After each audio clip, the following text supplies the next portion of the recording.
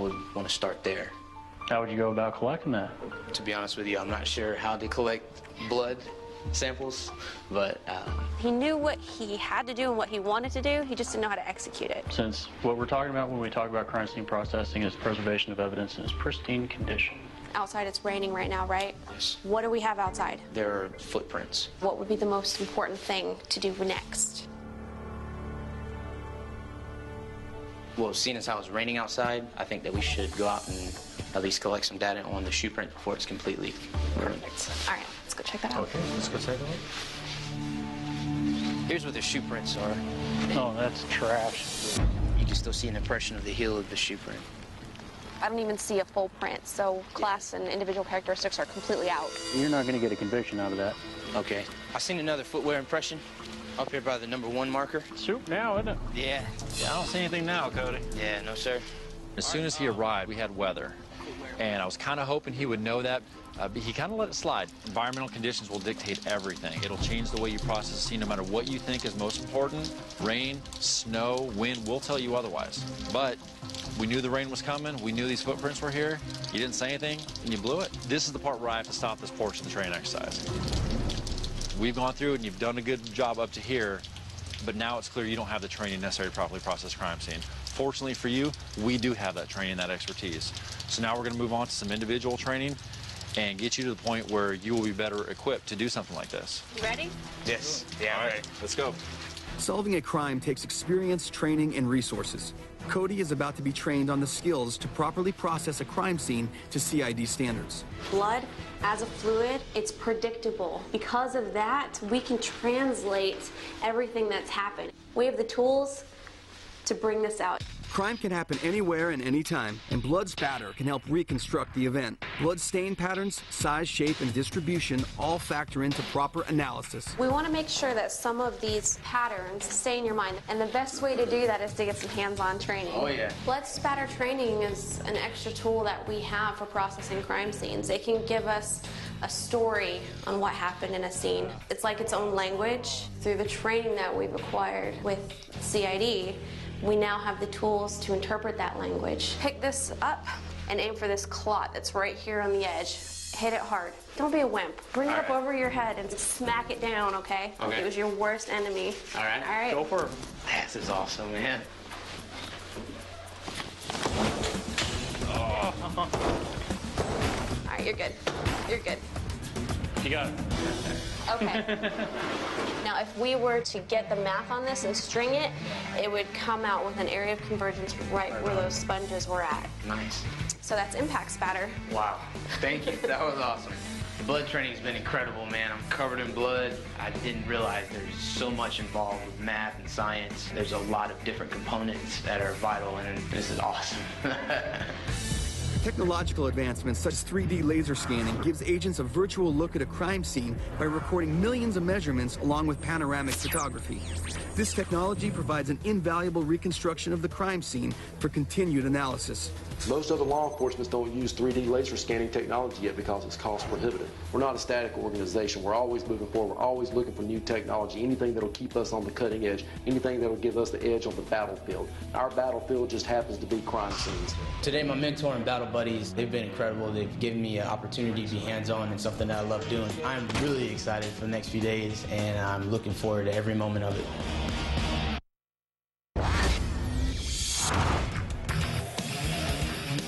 Good morning. Good morning. Hey, I'm Special Agent Jillian Rynch. Nice to meet you. Nice to meet you. Fitness is a common goal amongst all soldiers, so Cody is about to train with a group of special agents who will be pushing him to the limit in an intense circuit. Come on, Cody. Come on, next one. Grab your weight. And showing him what it takes to meet the high physical standards the Army has for its recruits. Go. 1, 3. Ready, set, go. 1. Come on. Don't quit. Get up there. Get 1. Don't quit. You want to be a soldier, right? Come on, use your arms. Use your body, use your momentum. Get up there. Come on, Cody. There you go. Don't focus on the pain. Cody didn't quit. He just kept on pushing through it, and that's what he needs to do. I would say that Cody is not ready for boot camp at this point. His body is not ready for it, so motivation is not lacking in. Isn't that fun? Yes, it is awesome. This stuff is very intense, right? But you didn't quit. It's part of the Army. We never quit, right? Good job. Thank you. They got me burning and sweating and yelling and all that good stuff. And I've never been pushed like that before. It was a great experience. The Army supports a healthy lifestyle for its soldiers, and Cody is going to meet with dietitian Captain Pritchett to find out how eating right can help him meet the Army standard. Sounds like you've been paying closer attention to your diet here lately, trying to get your weight down, meet the Army's weight standards. I've lost about 15 pounds. Awesome. I feel much better. In the civilian world, it can cost a lot of money to see a dietitian, but here in the Army, we can help Cody or any other soldier, no matter what their goals are, to meet those nutrition needs. What's so great about the Army too is that there's a big focus on nutrition right now, so we can help you no matter what your goals are. You want to perform better, you want to be the best soldier possible. She's really positive about having a good diet, and I can definitely tell that if I did enlist, that the Army would be able to provide that for me. CID agents are on call 24/7, 365, but they still have time for personal lives. So Special Agent Parker has planned a little surprise for Cody. Hey. Hi. I missed you so much. I missed you too, baby. You look so handsome. You look so beautiful. Love you. So, Cody, the fact that you may deploy someday, does that play a part in your decision to possibly enlist in the Army? Yeah, it has almost everything to do with it, really. Being away from home, and from obviously my fiancée, Sarah, I do realize that it would be a sacrifice, and that's something that's on my mind. And that's understandable, because you don't know how you're going to deal with it if you have to face it. Right. How did you feel about them when he was gone? Deployments are really scary. They're difficult.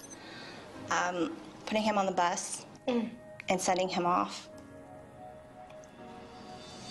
Yeah, it's tough. But you'll have several people that you can turn to, and they're all going through the same thing. There's a sisterhood. In the Army, they call it a family readiness group, whether it's formal or informal. So you won't go through a deployment by yourself unless you choose to. Right. That's something you don't get in the civilian world. Deployment away from your family and friends, that's tough on anybody. I would say that would be one of the cons, and it definitely does weigh on my decision-making process.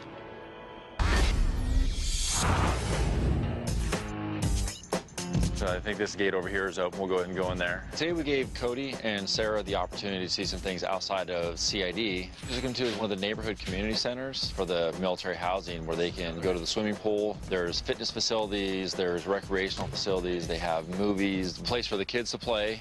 The military housing has come a long way since when I joined 18 years ago. I love this. I think it's perfect for us. I mean, right now we don't have kids, so it's a little bit big, but I love it. My idea of living on post was nothing like what I've experienced today. With all of the benefits, everything that's on base, that's something that the Army has to provide, and it's incredible. You really won't find anything like this anywhere else. We got some more training for you today. This morning we're going to introduce Cody to crisis negotiation equipment and operations. One of the things they've asked me to talk to you today about some of the equipment that we use when we're in the field. This is what we commonly refer to as the throw phone, all right? So this is what we'll employ when we want to talk to a subject that's barricaded or taken hostage. We got a case, civilian. He's not expected to survive. He's got injuries, so this needs to stop. We got to go right now. There's no one else that can go? No. You're the only FSO, so we got to make this happen right now. Sorry, guys. We got a actual case. There's a possible civilian who was injured. Mr. Parker's my only FSO. Sorry to interrupt. Are we able to go with you? Yeah, we were told we'd have full access if anything happened. That's fine with us. So here's the scene location. Okay. Sorry about this, but we got to make this happen like right now. Okay. Thanks. So he's good? Okay, try to get in. Yeah. Okay.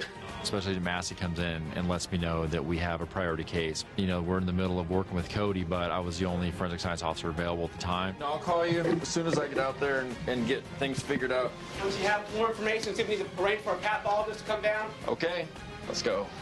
I was nervous because it's something that I live for. It's something that's the excitement, so just spur the moment. You don't know what's going to happen from one moment to the next.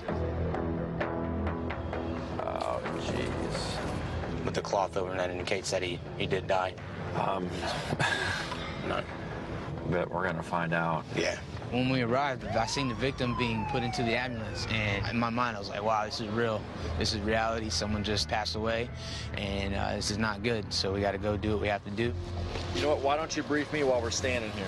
Well, we get to the crime scene, and we get a brief from the agent on scene. Our suspicion was the victim may have been struck with an object, and the cause of death might have been blunt force trauma.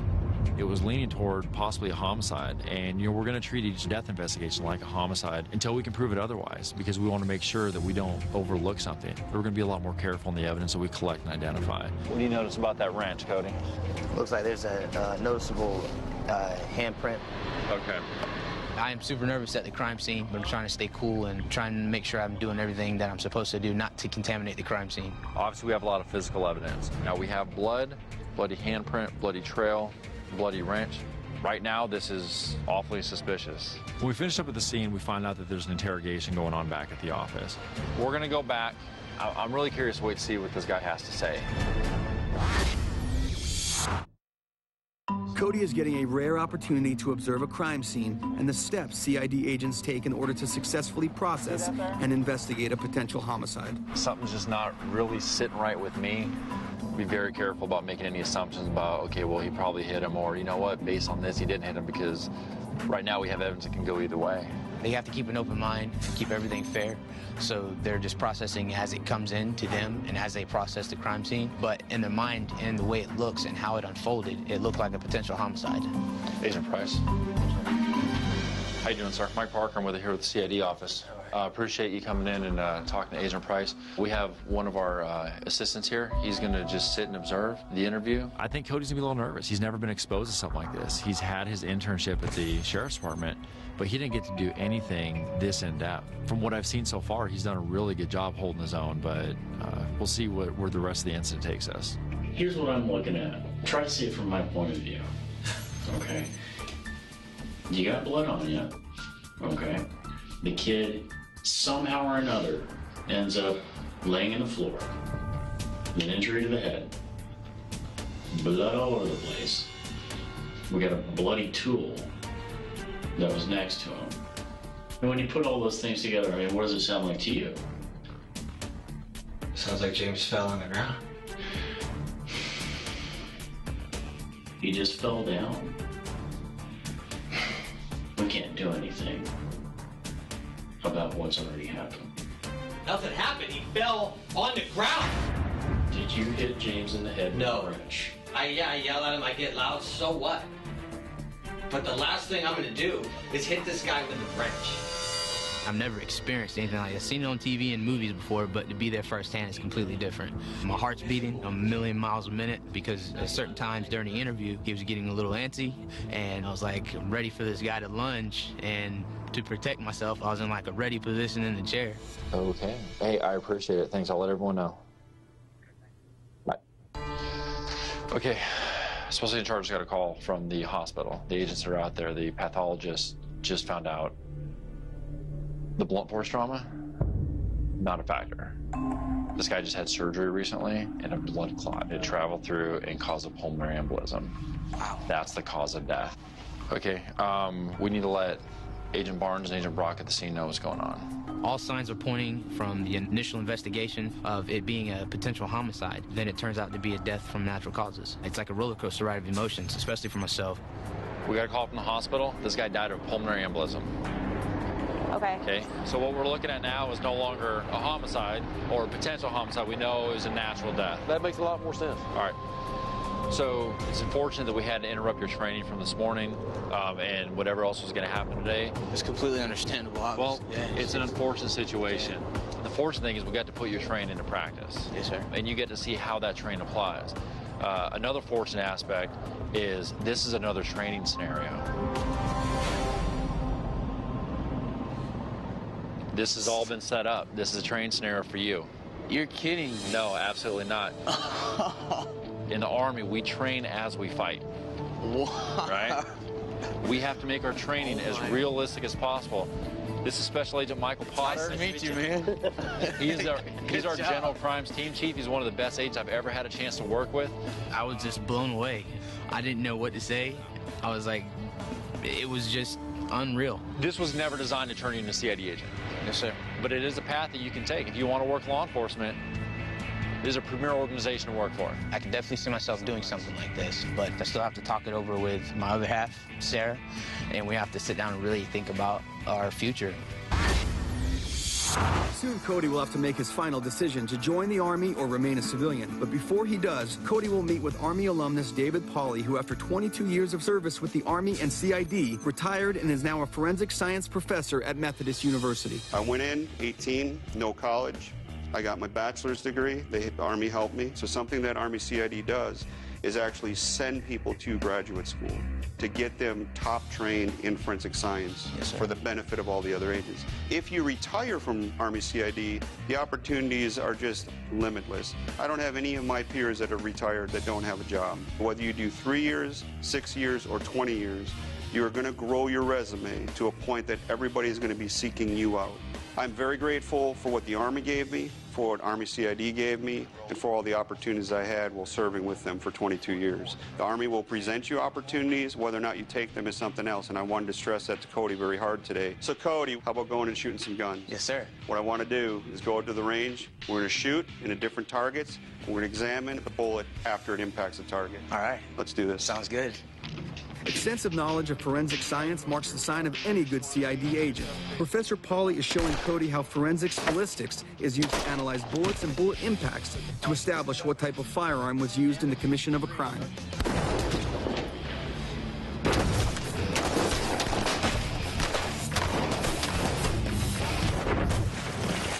This is just another piece of the big picture. It makes you a well-rounded either law enforcement officer or investigator. I wouldn't necessarily say that today gave me a definitive answer on enlisting in the Army or not. It's a big decision. I've had an absolute blast working with you. Yes, sir. I'm impressed with your shooting. Now it's time for you to make a decision. I wish you the very best. Thank you so much.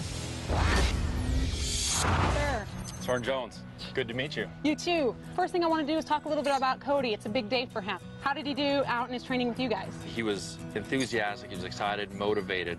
And not only that, but he was really able to apply what he learned very quickly. We'll see what he has to say about that decision. Very excited. Yes. All right, let's see what he has to say. Okay. Cody, welcome. How are you?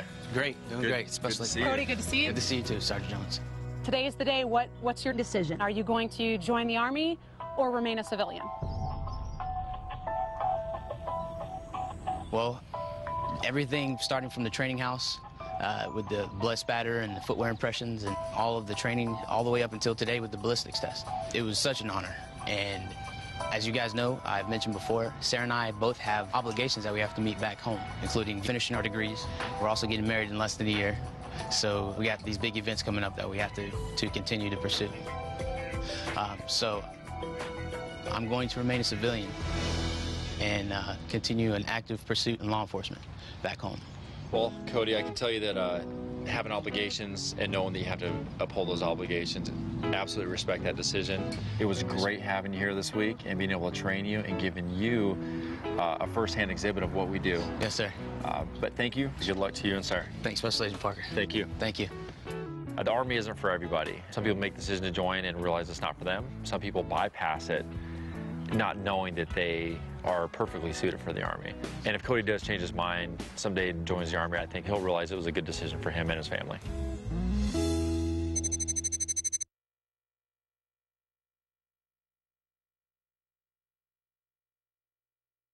Hello, my name is Sergeant First Class Andrew Summer from the Network Enterprise Technology Command, inviting you to join us in celebrating Black History Month from 11:30 a.m. to 1 p.m. February 7th at the Greeley Hall Auditorium. This year's theme, African Americans in a Time of War, will emphasize the contribution of African Americans to the defense of our nation, from revolutionary times to the present, and gives us the chance to reflect on the contributions of African American soldiers. Embracing and celebrating diversity makes our Army strong. New Parent Support Program is proud to present the Budding Bookworm Storytime. February's book will be Click Clack Moo on Friday, February 2nd from 10 to 11. We will have a special guest reader. Space is limited to the first 25 attendees. Those who attend will receive that month's book. For registration and information, please call 520-533-3686 or 571-414-1922. ACS is located at Building 50010 Smith Avenue. Hi, John Meredith here with the Cochise Connection to let you know about some exciting new changes to our inner city transportation system. This month we will extend the current route, which will now start at the Douglas Port of Entry and end at the Benson Visitor Center, with stops in Bisbee, Sierra Vista, and Huachuca City along the way. An all-day pass is just $5. Monthly passes are $80, and student faculty passes are just $20 for 20 rides with the proper ID. You can purchase passes on your smartphone by downloading the Token Transit app from the App Store or Google Play, or by texting TOKEN to 41411. You can get 50% off every first purchase through the app. For additional information, call 417-7400 or visit the website below. The show you are watching is real. These people are not actors. For the next half hour, you will follow a potential Army recruit with a backstage pass, learning about Army life, careers, and themselves. At the end, they'll make a life-changing decision: join the Army or remain a civilian. This recruit's journey starts now.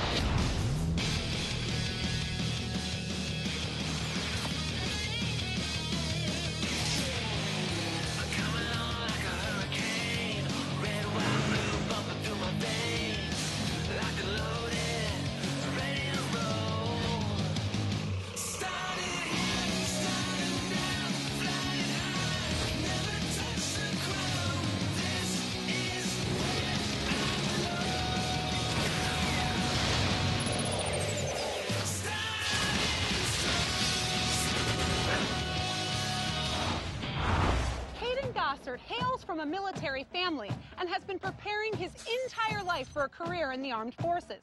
He's an Eagle Scout who excelled at athletics and academics while always seeking a greater challenge. Caden is about to find out if all that hard work has prepared him for his ultimate test, the United States Army.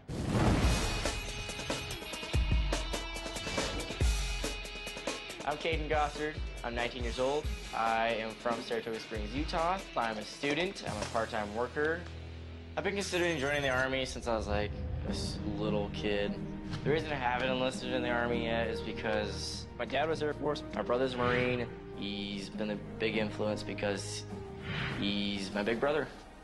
Do you have any feelings one way or the other? I don't know. I'm really mixed right now, emotionally wise, on which one.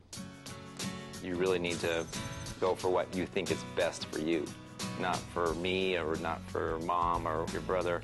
You need to do it because that's what you want to do. I'll miss you.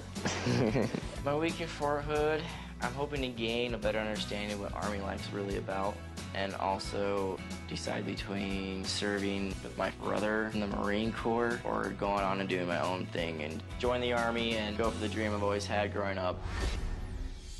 The challenging mission of the Army's M1 Armor crewman, or 19 Kilo, joins together man and machine. Armor brings speed, shock, and firepower to the battlefield to overwhelm and demoralize the enemy. Tankers use state-of-the-art weapon systems at decisive moments of battle to turn the tide or seal the victory. His whole life has led up to this moment, and Caden's finally ready to find out if he has what it takes.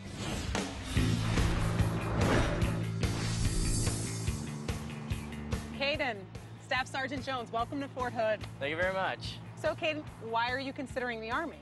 Well, I've always been interested in the military, and so like Army's been one of the biggest ones.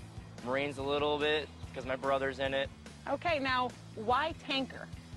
Well, I'm an adventure seeker, but I'm also looking for the next big challenge. So you're kind of an adrenaline junkie? Huge on that one. All right, Caden, well, I'm going to release you to your mentor and your battle buddies, and you're going to start training, Caden. Good luck. Thank you so much.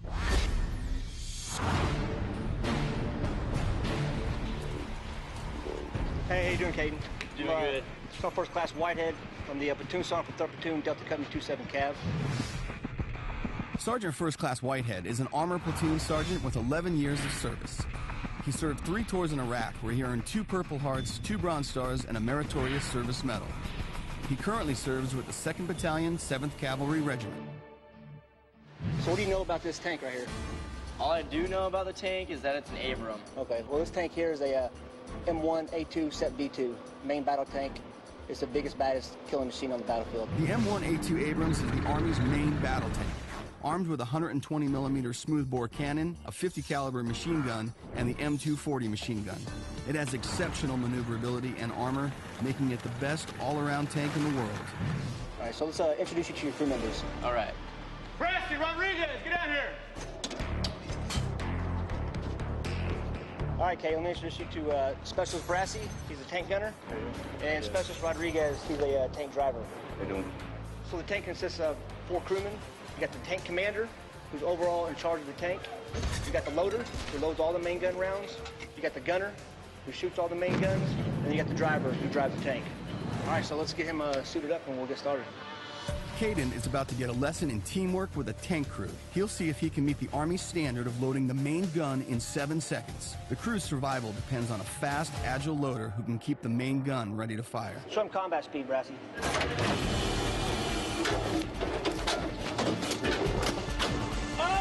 The reason you want to load that round in 7 seconds, you got to be able to load those rounds fast enough so we can engage that tank before it engages us. All right. You ready to do it? Yes, I am. So we're going to get him up there and then see if he can meet the standard of 7 seconds to load those rounds. All right, when you hear me say boom, you're going to load that round. You understand? Roger. All right, I'm going to time you. Ready? Ready. Boom!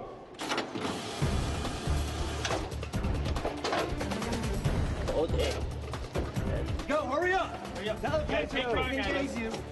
Shove it in there. Put it in there! Oh! All right, that's a no-go. 14 seconds. We got to get faster. We'll get back to this so you can get this done. But for now, let's move on to some other training. Caden coming straight off the street. I don't expect him to know everything, but everything we teach Caden this week is going to tie in to when we go out to the live fire range and shoot the main gun. Over the next few days, Caden must accomplish the prerequisite training and meet the Army safety standards for tank loader, gunner, and driver. If he fails, Caden will not be allowed to participate in any live fire exercises. All right, Caden, you didn't meet the standards on the tank loading. We didn't really expect you to. We just want to impress upon you how hard it is to actually do that to the time standard. So next, we're going to roll into some functional fitness, which is going to help you load those rounds faster. The functional fitness we're going to be conducting today with Caden is going to help familiarize himself with the weight and dimensions of the different parts of the tank. So you're going to do this as fast as you can. You ready? Let's do this. Let's go. Conditioning with the tank's components mirrors the tasks that tankers have to do in combat. Let's go, Caden. Like pulling tow cables, replacing track pads, or lifting 120mm tank rounds. Get tired yet? No, Sergeant. Come on, don't stop now. You can do it. Come on. Go. Go. Everybody in that tank depends on you. Just keep pushing yourself. It was hard. It was really hard. Keep pushing. So I really had to keep telling myself, you can keep doing this, you can keep pushing. Don't let your teammates down. Last one. Let's go. Always finish strong. Finish strong. Come on. Here you go. Push. There you go. Push. Push. Push. Go. What's there? There you go. Not too bad. Good job. Hey, get him some water. Caden. I didn't quit. I gave my all. I put my heart into it. Now I just hope and pray that I do better as I continue. It sucks, but I love it. After seeing him run through the functional fitness, I think he's doing pretty well. Kind of surprised me. You can always go faster, all right, get some more strength, but overall, I think you did good. Feel good after Baker PT? Heck yeah. All right. Good job. Other duties of the loader include operating the tank's secondary weapon, the M240.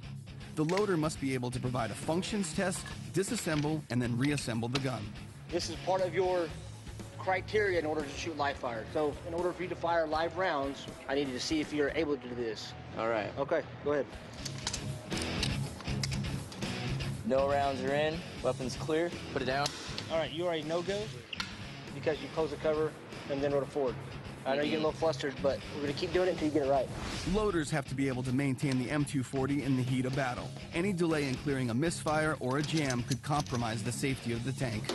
Weapon is disassembled. Reassemble. I've worked with guns in the past, growing up with them. My family always have, but like nothing on that scale. There we go. All right, good job. So you completed the steps and met the qualifications for live fire. Awesome. Next up, tank crew evacuation. This is critical in case any member of your crew gets hurt. You got to be able to get them out of there and get them to medical attention as quick as possible. Seen this happen in real life before, and it works as long as you train at it and you get it done right. All right, go. Due to the tight confines of the tank, it is difficult to evacuate an injured crew member. Grab it and pull him out. Caden needs to learn the proper technique to meet the safety standards. I got you, don't worry. Get you out of here. Come on, pick him up. Pick him up. It's a team effort, it's not by yourself. Pick up. There you go. All right. Now we can get medical attention. All right, good job. So how do you guys think you did? You did really good, actually. I like how you reassured him. I don't think you knew at the time, but when you have an injured crewman or battle buddy, you always want to reassure them because they're not in the right state of mind. So that was really good. That was one thing I saw that stood out. Now that Caden has become more familiar with the tank and its crew, he will get one more chance to meet the Army standard of loading the main gun round in 7 seconds. The loader's job is very important with other crew members of the tank, because if he can't load rounds into that gun, we're gonna get killed. When I say boom, you're gonna start. I can't say I'm gonna hit it, but I'm gonna do everything I can to get that standard. You ready? Ready. Boom!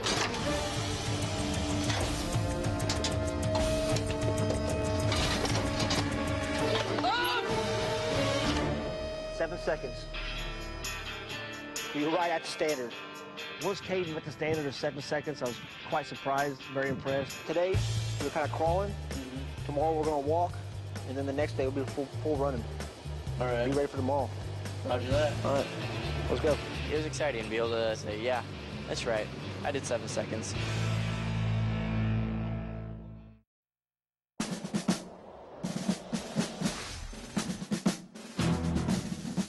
All right, so yesterday, you got kind of familiarized with the tank.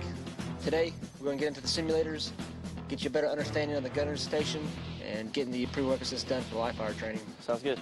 Each member of a tank crew must become an expert at his own position and be familiar with the other roles, because their survival depends on teamwork. Now Caden is going to learn the gunner's position. On the battlefield, time management is critical, because every second that they are exposed provides the enemy a chance to attack. I'll say fire and adjust. You have to say all the way before you pull the triggers. Roger. Okay? Designate PC? Identified. 1300. Gotta move up. Fire and adjust. On the way. Target, ceasefire, drive back down. I don't need you to sing it. On the way. Now, on the way. Roger. On the way. Because that's more time you're taking to pull those triggers. Identified. Your range. 2000. Fire and adjust. On the way. Lost. Relays. Consider mass and lays. Identified. On the way. I didn't give you fire! Wait till I say fire adjust. If Caden does not meet the safety standards, I will not let him shoot the main gun rounds. You fired one round without me giving you a fire and adjust, right? Right. I don't expect you to come here and be perfect, but that's safety, all right? You see how you can't become just a gunner overnight, right? Right. Okay. It takes years and years to get to that seat, perfect that position. So keep that in mind and just, learn from it. Don't make the same mistake twice. Roger that. A lot of work to do. We'll continue that, do a CCTT. Now Caden will have an opportunity to experience the Close Combat Tactical Trainer, or CCTT. This is where they put all the pieces together to see how the tank crew functions on the battlefield. Caden is trained as a loader and gunner, and now he is moving into the driver's seat. See if I got this. Don't kill us. I'll do everything I can not to kill you guys. Put it in drive. Roger. Go forward and left. See that road? Roger. Take that road and just follow the road. All right, back up. I knew Caden was going to fail at first. Caden just needs more time training getting the ways of the tanker down. You need repetition. Driver ready. Take and drive, say it. Take and drive. Right. Loader ready, stable loaded. Gunner up, stable injected. Fire adjust. On the way. Target. 6-5, drive back down. Clear port. All right, Caden, good job driving. Go ahead and drop out the driver's hole. So I was really surprised with the simulator technology. I thought that was cool, and it opened my mind a lot on how advanced the military itself is. What do you think you have learned from this, and what do you think you can do better? Things I've learned from this one is that you got to practice a lot with this, and you've got to pay attention to detail. The biggest thing I noticed, there wasn't any safety violations. That's the key thing we're looking for. So if guys are conducting safety violations continuously, there's no chances of live fire. And what you didn't do that, so good job. Thank you. Soldiers train hard, but the Army provides them with fantastic opportunities to relax and recharge. Fort Hood has hunting, fishing, paintball, and an archery range, to name a few options. Before Caden's final mission, Caden will enjoy some time at the skeet range at Sportsman Center with the tank crew. Pull. Yeah. Oh. Hey, you nicked it. Pull. See, me and my crew, we came out, went skeet shooting and trap shooting with the shotguns. Yeah, I do it at home all the time. It's kind of nice to see that I don't have to give that up, even if I were to join. Any pointers? Shoot the clay pigeon. Pull! Pull! Pull! Pull! There we go. Nice. What is it you guys usually like to do on base? Whatever I do usually involves my wife and my daughter. There's so many stuff that they have here that you really can't just name it off on the top of your head. Army wants to focus on the soldiers' quality of life, keep the soldiers happy on the weekends, entertain them. They're going to work harder during the week. You can tell that the Army really cares for its soldiers and their families. It's really nice. All right, Caden, we're going to conduct your mission brief for tomorrow's mission. Currently, we are located right here in Tactical Alpha Alpha, Dakota. Tomorrow's mission, we're going to take the tank Delta 3-4 and move north up to Heat North. All right, you're going to be driving the tank. Once we get to Heat North, I'm going to have you test fire the Loader's 240. You're going to get down, you're going to load some main gun rounds while Brassey's firing those off, and then you're going to get down into the gunner seat and fire off some main gun rounds yourself. What is your questions right now? Just so I heard right, you just said I was going to shoot and drive tomorrow. You're going to shoot, drive, and load. And load. Load. Okay. That's so cool. When Sergeant Whitehead said, okay, you're going to shoot the main gun, I'm like, oh, what? Okay, I can dig this. This is going to get real. This is happening. All right, if you don't have nothing else, we can go get ready. Yeah, let's do this. I'm excited. Oh, yes. Let's go, grab a plate. On the eve of the final mission, the tank crew enjoy a hot meal and some downtime. What do you think about signing up? You gonna do it? I'm still in the debate mode right now. Got 2 days, huh? What was you thinking about? It's been a battle between serving with my brother or going on and doing my own thing. And I feel a lot more comfortable here. Like, I feel like I'm in my own skin still, and I like the feeling I'm getting here already. The major reason I've been drawn to the Army is because they're a family. My crew, I felt a part of them. I felt like I was one of them. But at the same time, it's like tradition with my brother. It still kind of makes it hard on my decision, but I feel like my decisions come a lot easier the more I'm here. Hi, Caden. Hey. How are you? I guess I've been doing pretty well for a person who's just coming in off the streets. So has this helped you at all to make up your mind? It's been helping a lot. Right now, I'm leaning more towards the Army. Because like I'm really loving this lifestyle a lot. I can't give a definite if I'm gonna say yes or no, but if I decide to choose the Army, I really will be going out my own way, my family, because yeah, my dad was Air Force, my brother's Marines, so I do have a few more days left here. I'm really, really hoping and praying that I can make my final decision. I love you guys very much. Thinking of you. Okay. Be careful. Yes, ma'am. I'll talk to you soon. Bye.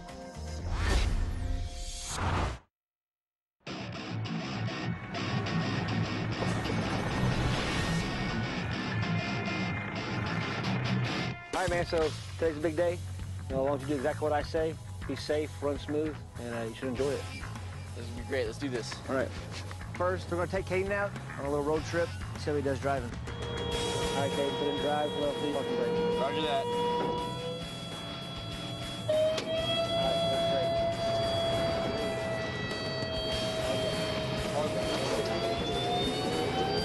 Slow down. Damn it! Ah, I'm freaking out. All right, dude, don't hit the brakes like that when I tell you to slow down. It means off the gas. Hard left. The other guy was pissed off. When someone slams on the brakes, it feels like you're in a coffee can just getting rattled around. Understand the inflection of my voice. If I scream, stop, that means hit the brakes hard as you can. Okay. Now, if I take a calm voice and slow down, let off the gas, ease on the brakes. Roger. Come on, let's go.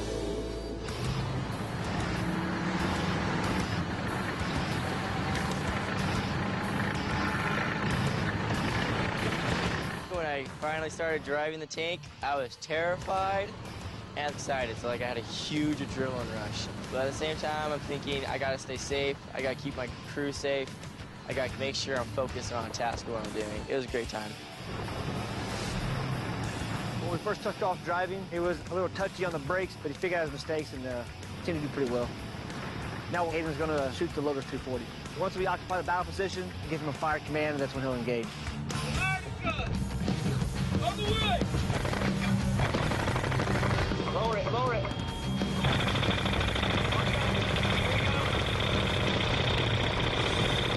Brake trigger. 6 to 8 round butter. Keep going. On the way! As I'm firing the M240, the spray, the burst, it was just awesome. Just hear the rat-tat-tat going. Super cool. There you go. Push it, slam it. There you go. Caden loaded the main gun. I made sure he took his time to adhere to all the safety standards. I wasn't really worried about time. I just wanted him to be safe while doing it. Identify tank. Gonna say about the tank. Range. 1680. Fire adjust. On the way.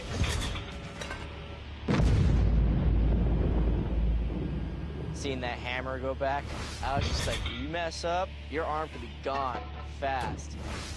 Terrifying, but wickedly awesome at the same time. 1,600 meters. Fire adjust.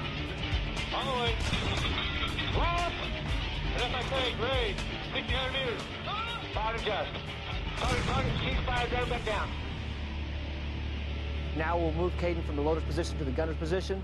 Caden, are you good? I'm ready as I ever will be. He'll be presented targets, which we need to engage and destroy. Identified! Range. 2,000! Fire adjust. On the way! Ross, don't make that right. Now from left, re-engage. Identified! 3,000. Fire adjust. On the way! Target. Identified! 1,400! Now move up. Fire adjust. On the way! On the way! On the way! Firing the main gun, the adrenaline rush itself, just, oh, I couldn't get enough. Target, ceasefire, go back down. I came in looking for a challenge. I came in looking for something to push me. I definitely found that. It pushed me a lot. I saw things in me I didn't know I had, and it made me have to really work, and I liked that. Before Caden's big decision, he'll meet a former 19 kilo who's gone on to be a physical therapist and start his own practice. Hey, you must be Caden. Yes, I am. Yeah, Mike Spalding. Nice to meet you. Welcome to Kentucky. My name is Mike Spalding.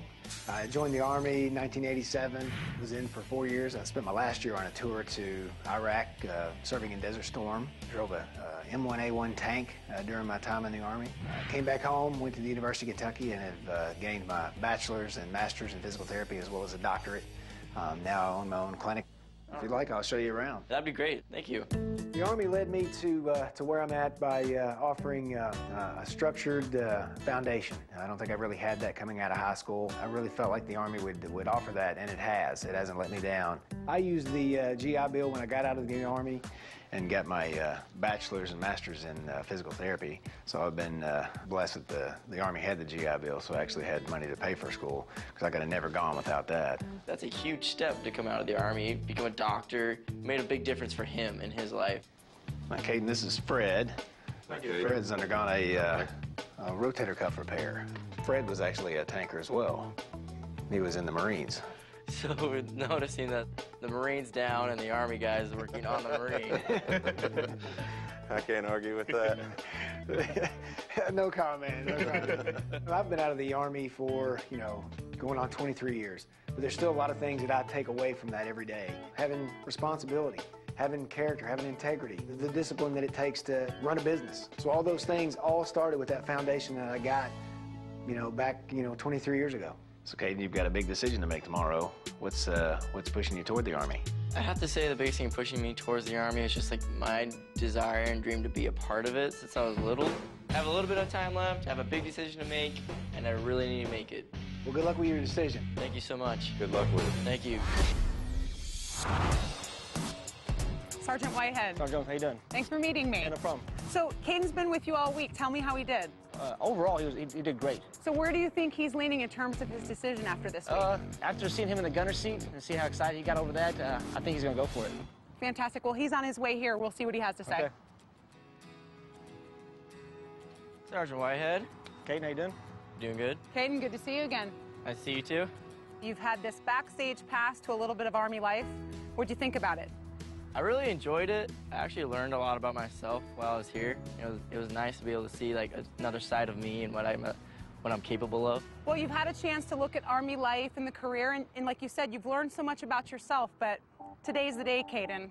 Are you going to join the Army or remain a civilian? Well, I'm going to say yes. I'm going to join. Congratulations, Caden. Welcome to the team. Thank you. Congratulations. I think you made a good decision. Thank you very much. Caden's a smart kid. I think whatever MOS he joins, he'll be successful at. I felt a big change in me. I saw things in me I didn't know I had. And that actually it gets me more stoked to be in the Army, just to grow and be honed. And I feel like I made the right decision.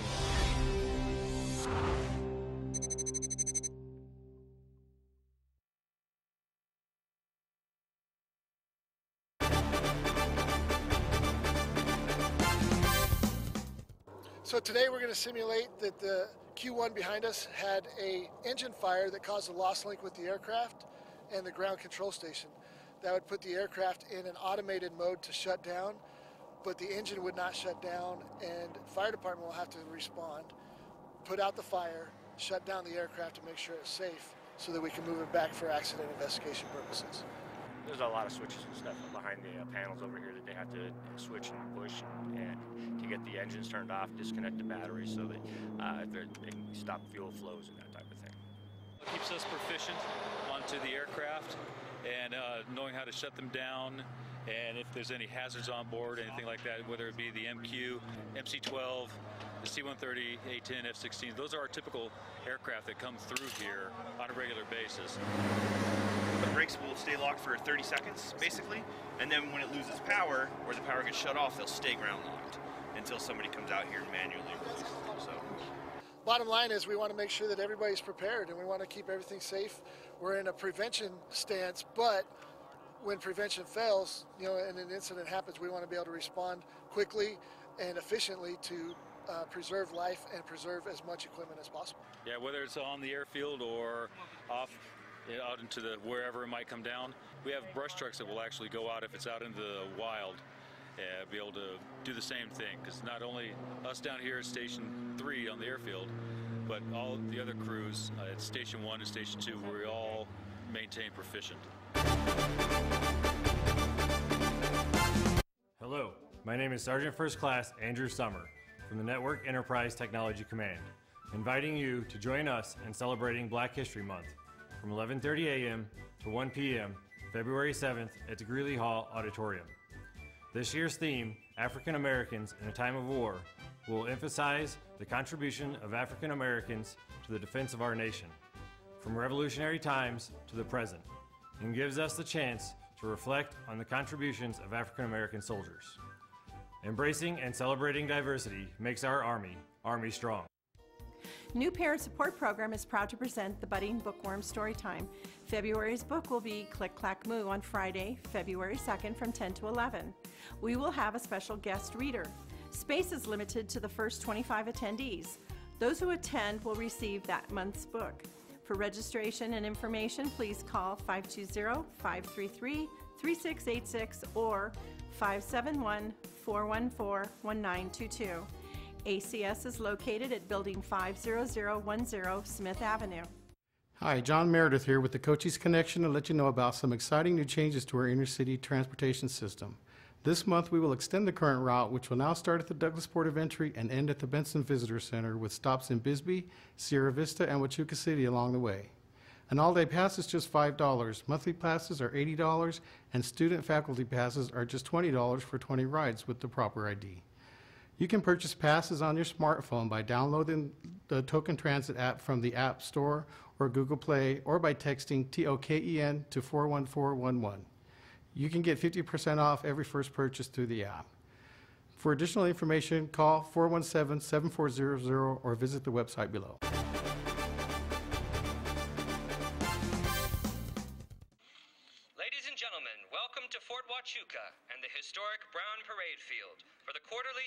Aviation Retirement Ceremony. The purpose of today's ceremony on this historic field is to honor our military retirees who have served their country with distinction. Lieutenant Colonel Yvette D. Galou has 25 years of service to the United States Army. Chief Warrant Officer 4, Julio A. Ovay Medellin, has 30 years of service in the United States Army. Chief Warrant Officer 4, David J. Hackney, has 29 years of service in the United States Army. Chief Warrant Officer 4, Lisa E. Stansbury, has 24 years of service in the United States Army. Sergeant Major Kelly M. Stransky has 23 years of service in the United States Army. Master Sergeant Shelby A. Goodman has 24 years of service in the United States Army. Master Sergeant Eric W. Grisham has 26 years of service to the United States Army. Sergeant First Class Vashay J. Brooks has 21 years of service to the United States Army. Sergeant First Class Anthony L. McCrae has 22 years of service to the United States Army. Sergeant First Class Johnny L. Moore, Sr. has 25 years of service to the United States Army. Staff Sergeant Derman B. Simmons has 20 years of service to the United States Army. Today is certainly a day to celebrate and honor transitions. And today, you pass your torch to those countless numbers of soldiers that you have influenced over your career. You have left the Army better than you found it and left an indelible mark on our service. You're all beginning a new chapter in your lives. You may be hanging up your uniforms, but you cannot escape your time in service. I suspect most of you don't even realize how deeply ingrained the Army values and lifestyle are now imprinted on your DNA. And that will serve you well, whichever direction you go.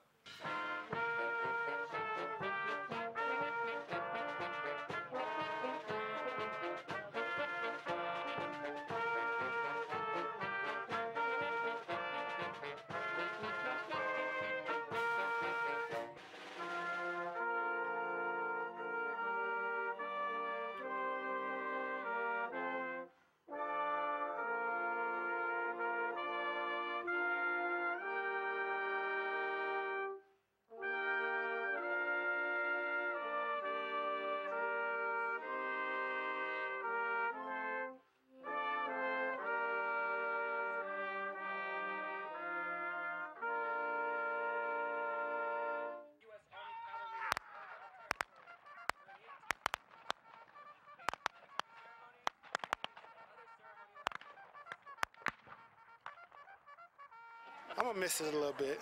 I miss the soldiers, camaraderie. Yeah, a little mixed emotions. I'm excited about retiring. 24 years, been a good ride in the Army. I look forward to my next chapter in my life.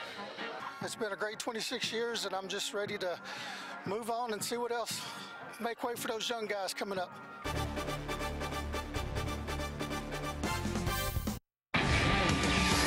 The show you are watching is real. These people are not actors. For the next half hour, you will follow a potential Army recruit with a backstage pass, learning about Army life, careers, and themselves. At the end, they'll make a life-changing decision: join the Army or remain a civilian. This recruit's journey starts now.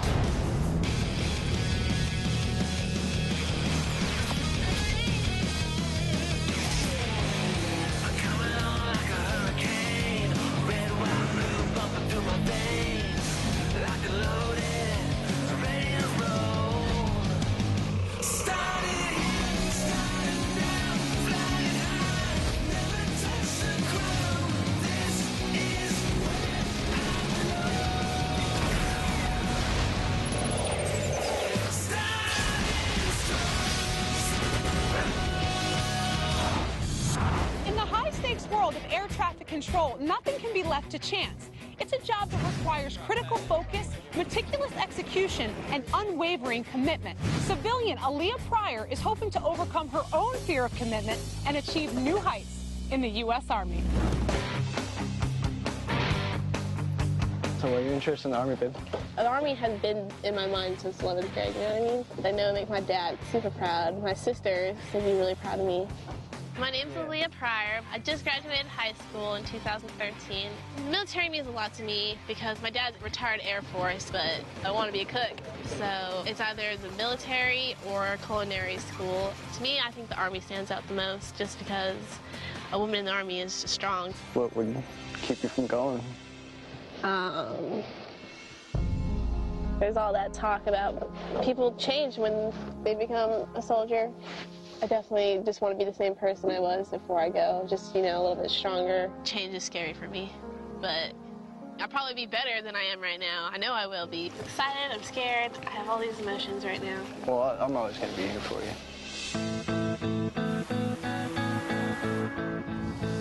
So why didn't you go into the Army when you graduated after high school? What's been the holdup? I feel like the only thing that's really scary about the Army is basic training. I think once you get there, and you got a mindset and whatnot, I think you'll be fine. I've tried to enlist in the Army twice now, and I always back down. I feel like the Army can help me with my confidence and bring that out. I wish you the best of luck in the program and whatever you decide to do. I'm excited, anxious, nervous, but I'm ready to start this and see what it's all about, because right now it is absolutely 50-50. There is no yes or no for anything, but by the end of this week, I want to make sure that this is what I want.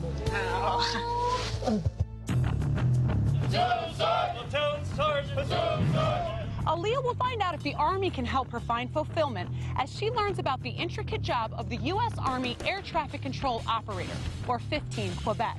For these skilled operators, success is measured in the decisive difference between a safe landing and a disaster. Aaliyah will train alongside air traffic control operators at Fort Rucker, Alabama, to see if she can overcome her fears and commit to the greatest challenge of her life.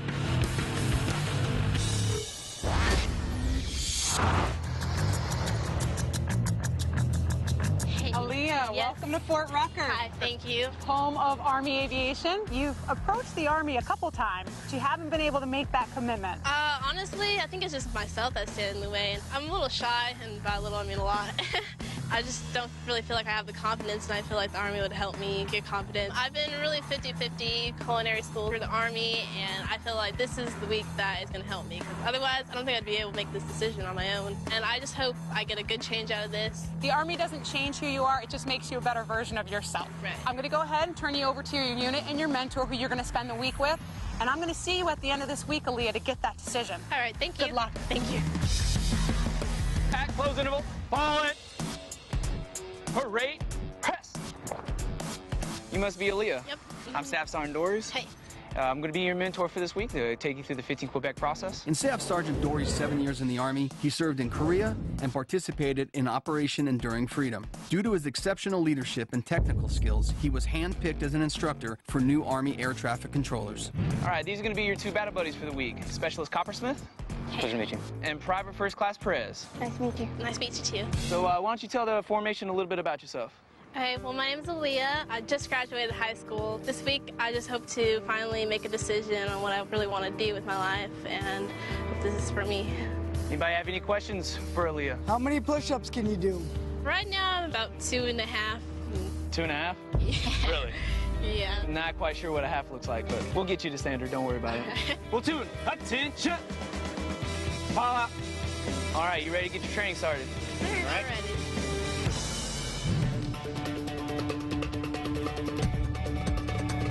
Shell 6 Heavy, straight in approved. The Enhanced Tower Simulator at Fort Rucker is the newest and most state-of-the-art air traffic simulator in the Army. This training platform provides students with the realistic experience of controlled chaos awaiting them in an actual tower. Let's see how Aaliyah handles being thrown into a stressful situation. Well, hello, Aaliyah. Hey. What exactly do you think 15 Quebecs do? From my knowledge, I think they just, stop people from colliding and crashes. Well, that's the majority of the game, so good job. This is your basic tower setup, okay? Your battle buddies here are going to be working the positions for you. And back here is Staff Sergeant Douglas. He's going to be our pilot for this scenario, okay? We're just going to kind of throw her right in there and just see how she responds, what she does, if she backs away, she freaks out, or if she hangs in there without having any knowledge of it. The worst thing you can do right now as an air traffic controller is be silent. Don't be silent. Talk. Okay, they don't hear that. You're going to have to speak, not head nod. All right? Let's put on our headset. We're going to attempt to land this plane, all right? All right, so listen up. Karen's Tower. Listen. Karen's Tower. This is Shell 6 Write it down. Heavy. Shell 6.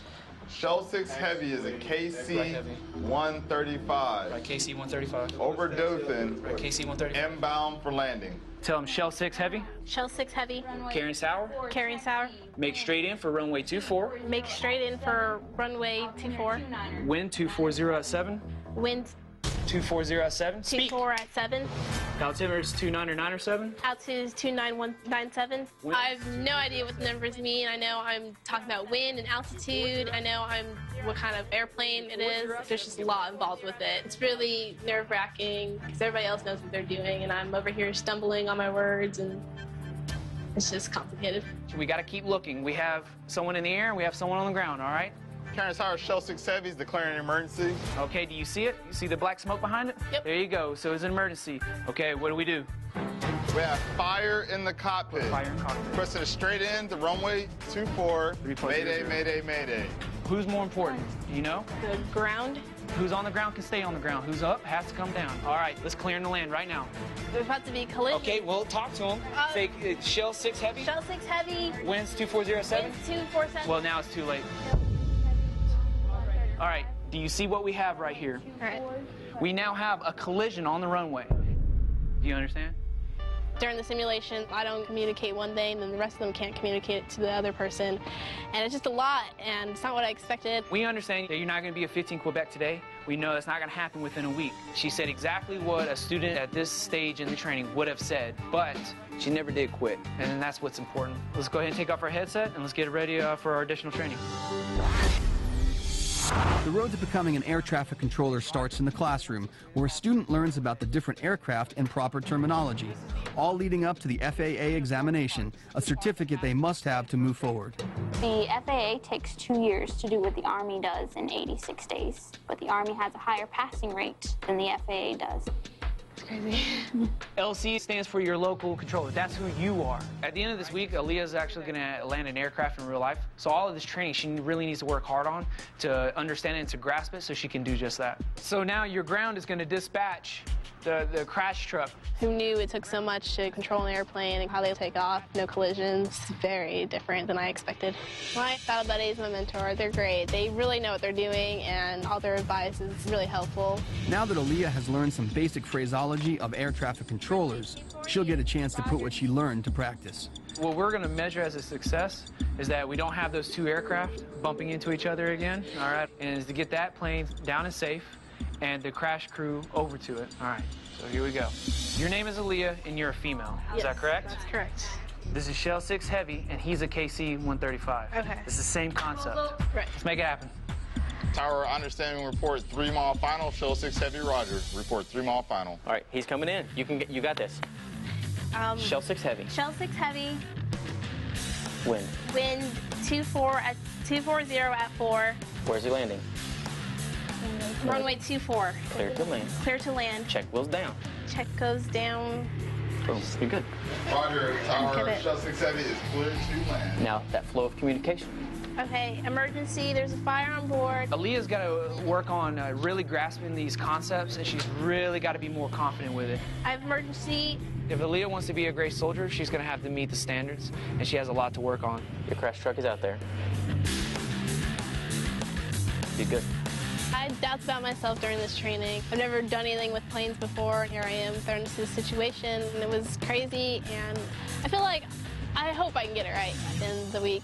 I really do. We're here to help you, okay? You need to listen. Right now, you are just dealing with one aircraft. You need to pay attention to your surroundings and try to let other people help you, okay? That concludes today's training. You did fine coming right off the street. This is just like what a student would do. You made the exact same mistakes, and now we're just going to curb our training to fix those mistakes and get that knowledge that you need. You've had a long day today. Tomorrow's going to be even longer, and it's going to start very, very early. So let's go ahead and get you back into the barracks. All right, thank you. Your left, right, left. Physical readiness training is part of every soldier's day. It keeps the body strong and the mind sharp. Unfortunately for Aaliyah, this is her biggest fear, and she's about to face it right now.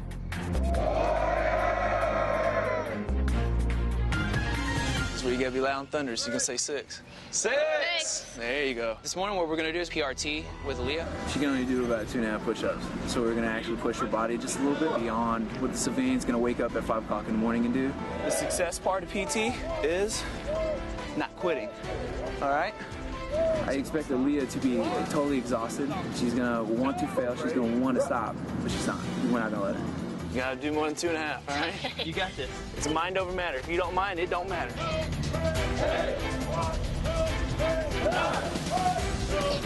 You condition yourself to where you just wake up at 5 and you get motivated to be out there because everyone around you is motivated. You gotta drop it low. You gotta bend your elbows. Do not stop. Keep your eyes on press. You can do this. Come on. Look at me. Look at me. You got this. Come on. And go from there. Don't say I can't. You don't say I can't. Straight. Come on. Put your knees on the ground. Butt down. Here you go. It was just really difficult, really overwhelming.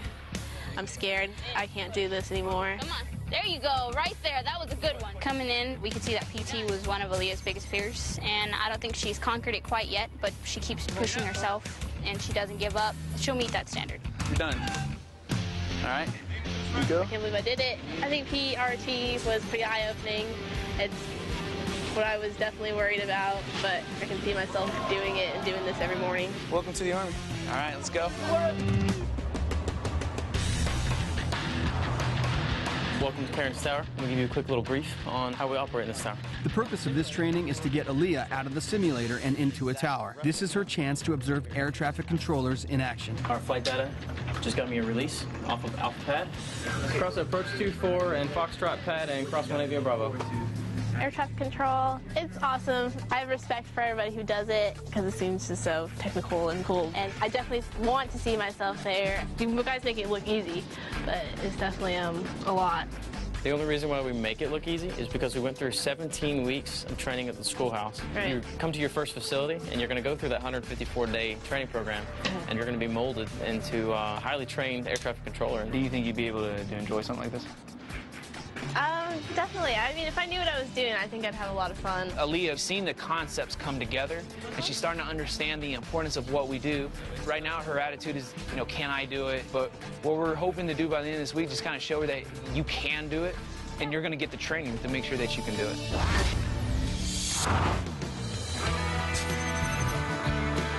Welcome to the Lake Tulaco cabins, Aaliyah. Lake Tulaco is one of Fort Rucker's premier recreational facilities, where soldiers and their families can get away for the weekend to bond or unwind. The Army places great emphasis on its recreational facilities for soldiers, given the demands placed on them during deployments and their tough training. You know, after a stressful day, we like to relax a little bit too, let our hair down. And it's just a nice little getaway every once in a while. Seeing the cabin is really good because, you know, most people think that the Army is just all marching. It's definitely a perk. Do you have any questions for us? Army life? Do you feel like the Army has changed you? Do you feel any change for good or for bad? I'm more disciplined. You know, I have a lot more confidence. I know confidence is a big thing for you. Every change that I've encountered has been a great change. With Aaliyah being so young, 19, I was in Aaliyah's shoes. I kind of had a little fear, wondering whether I'm going to join the military or whether it's a good decision for myself. I have no regrets. I mean, this was an amazing decision, and if I had to go back and do it all over again, I completely would. So, like, what do you guys do when you're not working? I've been to culinary school, so, I mean, I like to cook in my off time. If that's something you want to pursue, you can even pursue that while in the Army with all these other benefits. So why did you do culinary school at the beginning? This is something I want to prove to myself. I met the challenge. I said, okay, I can actually do this. But being a chef, you're just one-faceted. You're multifaceted within the Army, and they help you achieve that. Talking to my battle buddies and my mentors, that was good for me. They really helped explain all the different opportunities. The Army gave me the means to go out there, start a family, be successful. You know, that's not really something that everyone realizes. Seeing the cabin and the boats and the lake today, it really just shows me that the Army does care about their troops. I'm getting closer to making my decisions, so really sitting down and talking to my mentor and battle buddies have helped me. Thank you, guys. You're welcome.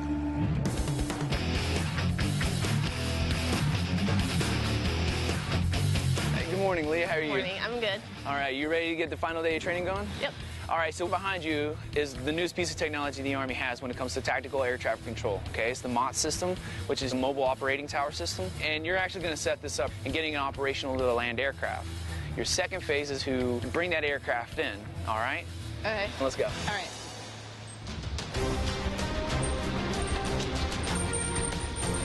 This is Staff Sergeant Haynes. Hello. Morning. All right, Leah, buckle up. Air traffic controllers can't do their job without a fully operational tower.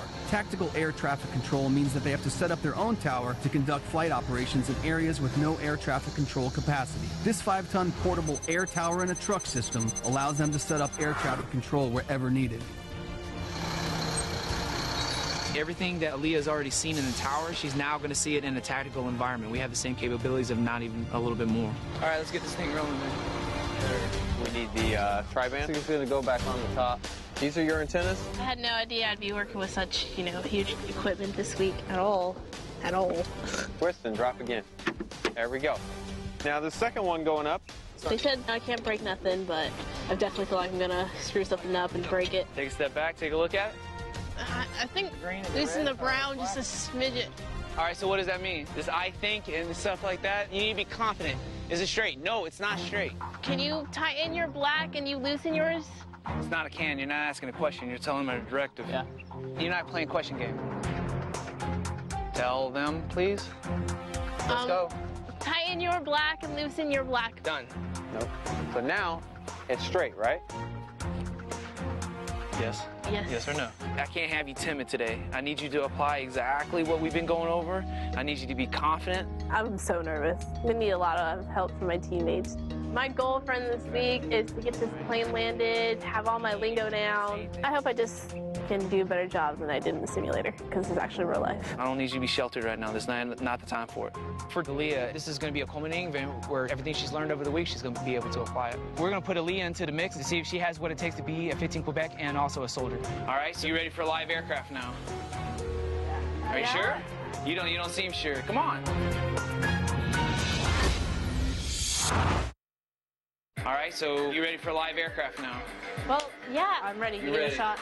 All right. Aaliyah has just completed phase 1 of her final challenge by setting up the mobile air traffic control tower.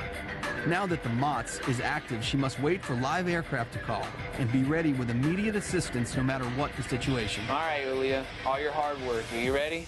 Just take your time. I have one more question. When he calls me, like the whole Spud 06 and then the...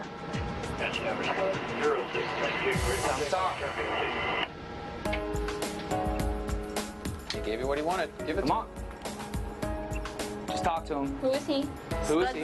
06, hatch tower, enter right traffic, runway 36, wind 080 at 8, altimeter 3022, clear for takeoff, report base. There we go. Just keep it up, Aaliyah. Keep that confidence up there. You're not asking questions, you're just controlling them, all right? The hardest part for Aaliyah is to stop shaking her head, stop losing her confidence, and know that she can do it. But she's got to be more clear because the pilots hang on every word that you say. When you tell them to execute, they execute. And that's where the problem could come in. She doesn't understand that she has all the tools that she needs for this situation, and then she's fine. Spud 06, it is declaring in-flight emergency, partial call strong, snow from your immediate clearance to land. Spud 06, hatch tower, runway 36, immediate right base, wind 080 at 8, altimeter 3022, clear to land. Spud 06, immediate right base, clear to land, runway 36. Okay, what do you got to do next? Do you have an emergency? Team? Yep. Crash, hatch tower, emergency. There you go. UH-60. 4 personnel on board. 4 personnel on board. Request crash on site. Done. Okay. Done. There we go. Spud 06, crash on its way. Wasn't very difficult, was it? Look what's going on. See how quick that happens? I think Aaliyah's decision it might be affected due to, the pressure of this whole MOS. It's not for everybody. It's not everybody's cup of tea. There's a lot of different MOSs in the military, but I'm not too sure if she's confident about this MOS. All right. Spud 06, hatch tower, go ahead. Roger, Spud 06, we are down and safe. Thanks for the help. Spud 06, you're welcome. Have a great day. See? Done. Perfect. So you can breathe now. Boom. On it. You got it. Me and my team successfully landed a helicopter. It was difficult, but my mentor and my battle buddies want me to succeed. All their advice, they try to get me to calm down. They definitely help me feel like I'm not alone. They, encourage me, make me feel a part of a team. You've got an extremely condensed version. You got a unique opportunity to see what ATC is like in just a few days. It is frustrating when you're giving your trainees everything that they need, but she's just not taking a hold of them like I was really hoping her to. I think there may be another MOS out there that is there for her. She's just not realizing her potential. The Army has standards, and if Aaliyah wants to be a soldier in the United States Army, she has a lot to work on, but the Army will pull that out. That's what we do, and we do it together as a team. Before making her life-changing decision, Aaliyah will now get the chance to meet former 15 Quebec Air Traffic Controller Thomas Jones, who utilized the training and values he learned in the Army and is now a civilian air traffic controller in Cleveland, Ohio. For me, choosing between school or the Army, sometimes I feel like I have no other choice. Was it like that for you? Nah, I think, and there's a lot of different avenues we can take, because I wanted to go to college, didn't have the money at the time, so I qualified for the GI Bill automatically, and then they got the college fund, so I'm like, they're gonna pay me to learn a job, they're also gonna pay me to go to school while I'm here, and I go and work as a civilian air traffic controller, and I sit next to guys who went to college for it, who may have $120,000 in student debt, but I had a better position because of the Army training, and so the Army was a great move for me. The Army is appealing to me just because I think it's badass. I don't know, I just still have my fears and my doubts. I had tons of fears. I was wondering if I could make it, if I could cut it. Everybody here, no one has done this before, so they're just as scared as you. It's just something new that we're afraid of, and we just go and do it, adapt, overcome, and it's like, why was I ever afraid of that? So you don't have any regrets? I don't think I would change anything, because without the Army, if I hadn't done it exactly how it happened, I wouldn't be where I am today. I wouldn't change a thing. It's good to know. Seeing that he is a normal person and that he had, the same fears and doubts that I had, but he made it through and gave me some more insight. And seeing that you really can succeed outside the Army definitely helped me make a decision I needed this week. Sergeant Dories. How you doing, Sergeant Jones? Good, thank you for meeting with me. Thanks for having me. So when I dropped Aaliyah off in the beginning of the week, she had a lot of fears and concerns.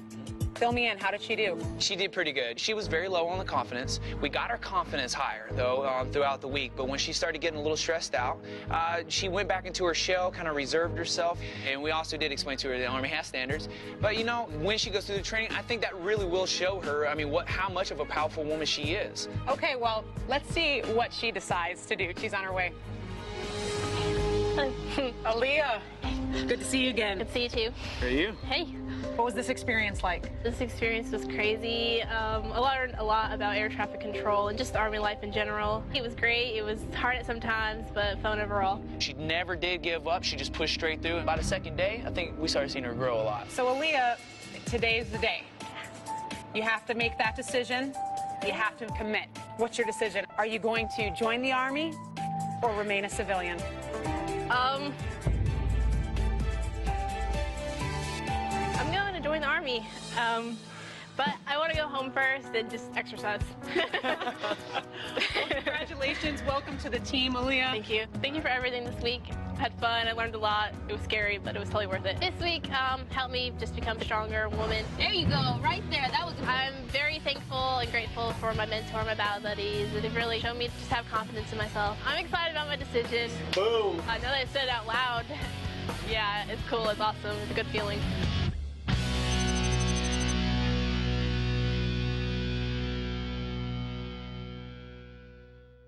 Hello, my name is Sergeant First Class Andrew Summer from the Network Enterprise Technology Command, inviting you to join us in celebrating Black History Month from 11:30 a.m. to 1 p.m. February 7th at the Greeley Hall Auditorium. This year's theme, African Americans in a Time of War, will emphasize the contribution of African Americans to the defense of our nation, from revolutionary times to the present, and gives us the chance to reflect on the contributions of African American soldiers. Embracing and celebrating diversity makes our Army strong. New Parent Support Program is proud to present the Budding Bookworm Storytime. February's book will be Click Clack Moo on Friday, February 2nd from 10 to 11. We will have a special guest reader. Space is limited to the first 25 attendees. Those who attend will receive that month's book. For registration and information, please call 520-533-3686 or 571-414-1922. ACS is located at Building 50010 Smith Avenue. Hi, John Meredith here with the Cochise Connection to let you know about some exciting new changes to our inner city transportation system. This month we will extend the current route, which will now start at the Douglas Port of Entry and end at the Benson Visitor Center, with stops in Bisbee, Sierra Vista, and Huachuca City along the way. An all-day pass is just $5. Monthly passes are $80, and student faculty passes are just $20 for 20 rides with the proper ID. You can purchase passes on your smartphone by downloading the Token Transit app from the App Store or Google Play, or by texting TOKEN to 41411. You can get 50% off every first purchase through the app. For additional information, call 417-7400 or visit the website below. The show you are watching is real. These people are not actors. For the next half hour, you will follow a potential Army recruit with a backstage pass, learning about Army life, careers, and themselves. At the end, they'll make a life-changing decision: join the Army or remain a civilian. This recruit's journey starts now.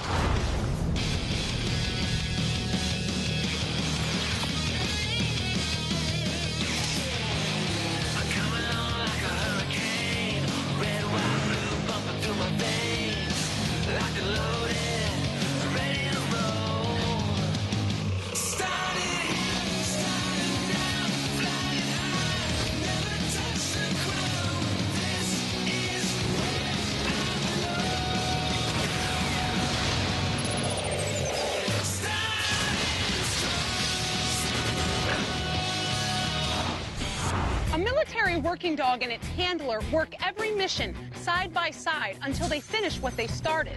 Bradley King is looking to the Army to help him finish what he started as a Marine 13 years ago, before his dreams were tragically cut short. Look what I found! My name's Brad King. I'm 31. I'm from Conroe, Texas, and I'm currently a stay-at-home dad. Get down.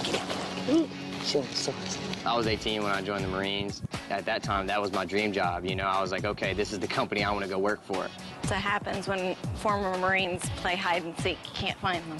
Brad, in his heart, always wanted to be in the military. And from the time I met him, that's all he talked about. I see you! My time in the Marine Corps was cut short because my mom, she had multiple sclerosis, and my dad had a heart issue that was very severe.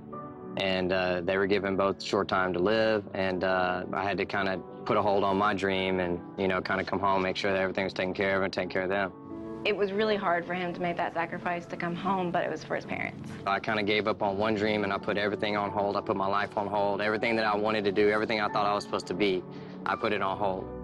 I lost my dad in 2008, and then my mom in 2010. That's really when the wheel started spinning. Well, Mom's gone now. There's nothing really holding me back, except now I've got you and Lena.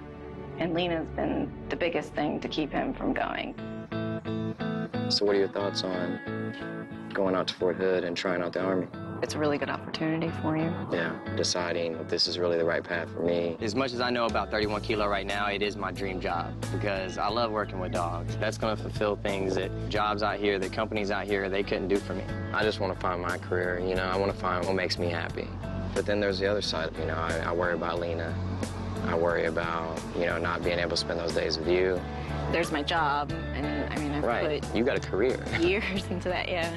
I am a client manager for an HR company. Because of my job, I'm gone a lot. Brad is the primary caregiver for Lena. If he was to enlist, it would be hard on us because we would have to adjust everything. You know, I'm looking at this experience as a second chance, you know, and as an opportunity to help me make one of the most important decisions I've got to make in my life. I'm gonna miss you know that, right? I'm gonna miss you. All right. I use this week to help me decide whether or not to join the military or to remain a stay-at-home dad. Are you gonna miss Daddy? You gonna miss me this much? No, this much. All right, that's pretty cool.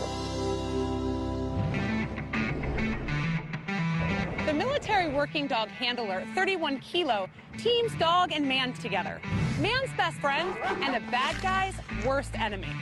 Bradley set aside his dreams out of loyalty, and now he's ready to find out if this opportunity with the Army will help him and his family realize new dreams. Brad, Sergeant Jones, nice to meet you. Nice to meet you. So, Brad, you're looking at joining the Army, but why 31 Kilo or dog handler? I think that, working with the dogs and, being able to actually see how Army life is and what all it can offer, that'll help me, make one of the most important decisions I've ever had to make. All right, Brad, well, I wish you the best of luck, but I'll be back at the end of the week to ask you about that big decision, if you're going to join the Army or remain a civilian. Good luck, Brad. Thank you.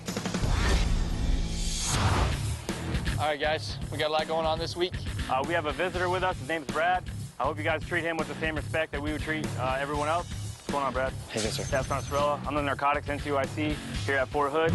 Staff Sergeant Adam Sorella serves as the Narcotics Detachment Squad Leader for the 89th Military Police Brigade at Fort Hood. During his 8 years on active duty, he served in Germany and has 2 combat deployments to Afghanistan. While deployed, Staff Sergeant Sorella and his military working dog, Nero, were responsible for numerous narcotic finds and supported troops in combat. This is a very physical, emotionally demanding job. I'm going to introduce you to Specialist Schramer.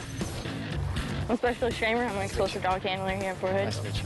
Specialist Schramer is going to be your battle buddy all week. She's responded to some really big real-world scenarios, so she definitely knows what she's doing. Would you like to introduce yourself to the kennel? Absolutely. My name is Brad, a former Marine, and I really want this experience. I really feel that if I was to join the Army, this would be the MOS I'd want. All right, Brad, you ready to work with some real dogs? Yes, sir. All right, let's go. One of the first things all 31 Kilo recruits have to do is test their fears, and Brad is no exception. This is where the bite suit comes in. A military working dog, or MWD, can run at speeds up to 30 miles per hour, bite with 1,400 pounds of pressure per square inch, and tackle their target with dominating force. He's not going to try and bite and hang on to you. He's going to try and jump through you. Definitely some dangers getting in the bite suit. The dog's going to aim for a specific spot, but a dog like Paco is going to aim, and he's not necessarily going to hit that because he's so fast. So there's absolute danger in this. All right, Brad, you ready to meet Paco? Yes. I know he's really excited to meet you. First thing we're going to do, you're going to be non-compliant. So when she calls you, turn around and just start head running. And then Paco's going to do his job. Pretty sure Brad's going to get taken down by Paco. The Belgian Malinois are extremely fast. He's in for a real shock. Hey, you come over here. Let me talk to you for a second. Hey, man, come here. Hey, ho, release my dog. Get away.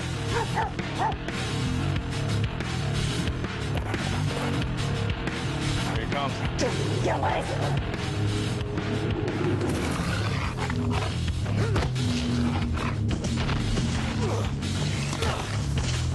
Oh, good. Good job, Brad. Keep moving. It just kind of goes against every natural instinct that you have. You can hear the canine get released. You're running as fast as you can. You really don't know when the impact's going to occur. And then once it happens, it's like a professional tackle. And it's so intense. All right, Brad. I know you got a quick little overview of Paco, but Special Schramer knows Paco in and out. He's 5 years old. He recently got back from Afghanistan. I trust this dog with my life. I spend more time with this dog than I do anybody else. I love this dog. I do always call Paco my partner in crime. Me and this dog have been through some things, and, I put my life on this dog's nose before. Military working dogs are trained to be elite and loyal soldiers. They are a bullet that can be called back. A military working dog and its handler are specialized teams that focus on explosives or narcotics detection, while also supporting troops on the ground and providing VIP security. Well, I've been with my dog Nero for almost 3 years, and I've been with Nero a couple hundred days longer than I've been with my 4-year-old and my 2-year-old. I didn't really understand going into this opportunity how much time they actually spend with their military working dog. As a stay-at-home dad, I spend a lot of time with my daughter, and I take that time very seriously. All right, Brad, I want you to meet Princess. This is your dog. Go ahead and pick up the leash. I've never seen a dog like this before. Yeah, she's unique. We need to know that you're gonna be able to handle the dog appropriately. And if you can't handle an ammo can, then you can't handle a dog. The most important training military working dogs receive is obedience training. Obedience is the foundation of all military working dog training, and it's what handlers spend the most time on. This training ranges from simple commands to praise. Oh, good job, Princess, good job. You really need to bring that pitch. You really need to feel uncomfortable. If you feel stupid, then you're doing it right. Good girl, good girl, good girl. All right, that's better. To situational awareness. You see how he didn't freak out or do anything? Absolutely. He kind of just looked around like, what was that? That's perfect. Dogs don't work for paychecks, and they don't work for food. They work for that praise And they also work for physical toys. Paco likes a tug toy like that. So unlike your dog that you have at home that probably has a massive amount of toys laying around, Paco only gets his tug toy when he does something good. But every time, because then the dog will expect to get paid every time, and that's the whole purpose that they work. Good boy. Yeah, buddy. Good boys. Military working dogs are indispensable assets. 31 Kilos receive extensive training on how to keep their partners in the best shape possible. Everything from feeding and grooming to the not-so-glamorous tasks. But more importantly, all handlers must be able to provide medical care to their canines. What are you looking for when you check the guns? What's a positive response and what's a negative response? It's checking like hydration. See how it's pink right here? And I press on it and it turns white, but it fills up pink right away. Okay.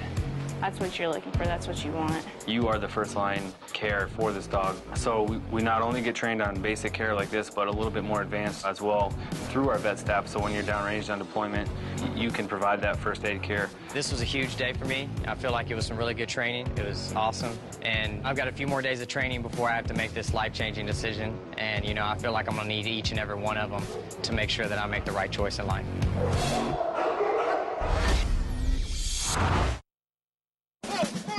Get him in step, get him step. Although 31 Kilos spent a great deal of time training their military working dogs, they still have to find time to train themselves. Maintaining physical fitness is a must in the Army, and Brad is going to join over 400 soldiers on what's known as the Brigade Run. Now I know how Paco stays in shape. First sergeant, when he gets out there and he calls cadence, that's all you're thinking about. You're not thinking about your feet hitting the pavement. You're not thinking about how tired you are, how much you miss my wife and daughter. All you're focused on is that cadence. It's just, you know, it's one of the best feelings in the world, and there's just nothing else like it. You feel a sense of pride when you're out here running with your dog. You see the way everybody looks at you, it's the hottest job in the military, man. See, you can't find a job like this in the civilian world. No. You can't. Yeah, I want to sprint it out for the time. All right, let's go. In the civilian world, you don't get that anywhere else. It's motivating, and it's a feeling inside of you that nothing else out there can instill in you. I'm proud to say 3 soldiers and 3 dogs went up for certification. All 3 made it. Good job, guys. That is a tough standard. The Air Force, the Marines, and the Navy all have military working dogs also. At least in my opinion, we have the highest standards. And it takes a special military police person to be able to maintain those standards. You guys do a great job, and I really appreciate what you do day in and day out. Being a part of this experience today, you know, it took me back to, you know, a long time ago when I had this life experience. It's harder and harder to think about how at the end of the week you have to make that decision. And everything that I've wanted to do, the path that I thought that I should have in life, the path that I thought that I should be walking, you know, this is it. You don't want to ever say goodbye to this lifestyle. Paco, I'll never forget you, man. One of the most important jobs for military working dogs is route clearing. Deployed units often call in a handler and their military working dog to detect explosives invisible to the naked eye. Thousands of lives have been saved by military working dogs sniffing out improvised explosive devices, or IEDs, before they detonate. I really want you to pay close attention to his behavior the entire time as much as you can. What do you see right now?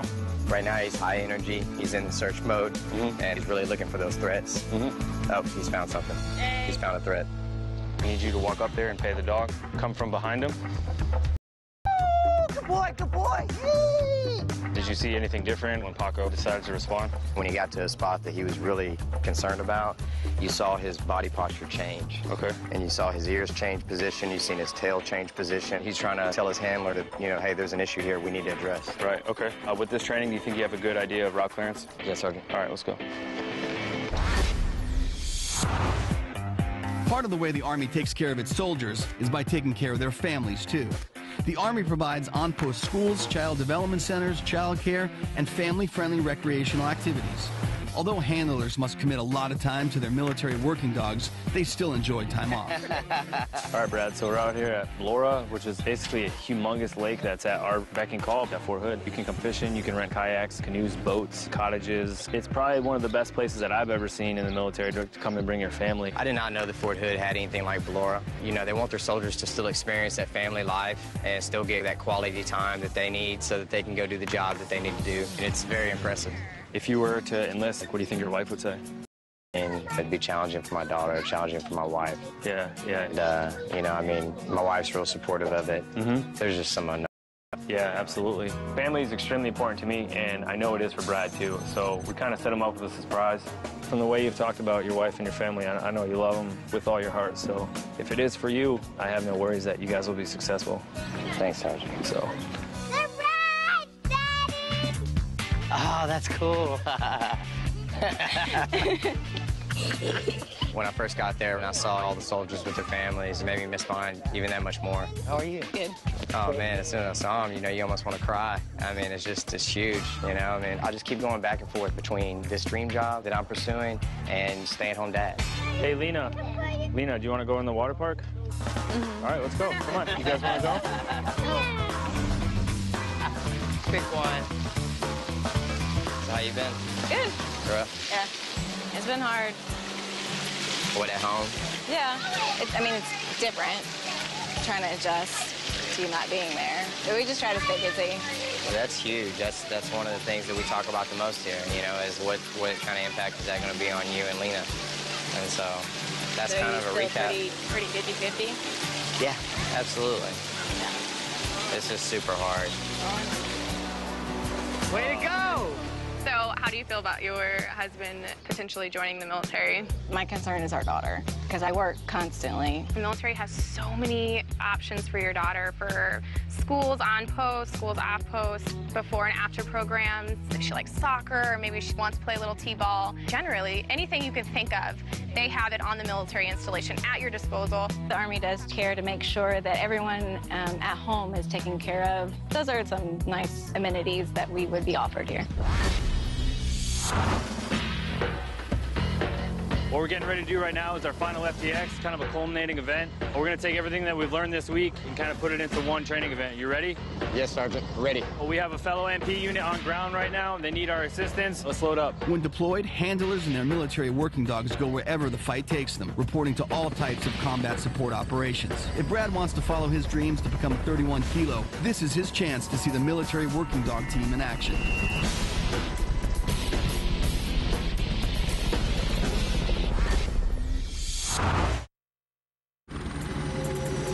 In this final training challenge, a unit of MPs have come across a possible IED maker's home with a dangerous route ahead of them. They have called the K-9 unit to clear the road and search the building. Brad is about to experience real-life, high-stakes training. One false step could be disastrous to the mission. What's going on, Sergeant?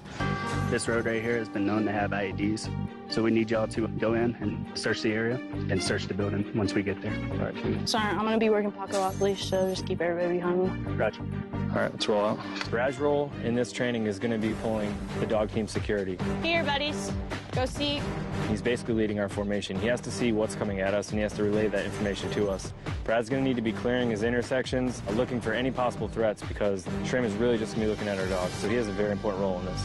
Good boy. We don't know what's on top of this crest right here, so make sure you're clearing that for her. If she stops, you stop. Maintain intervals from the dog team. Here, leave that. Come here. Good boy. All right, take a knee. Come here. Go ahead.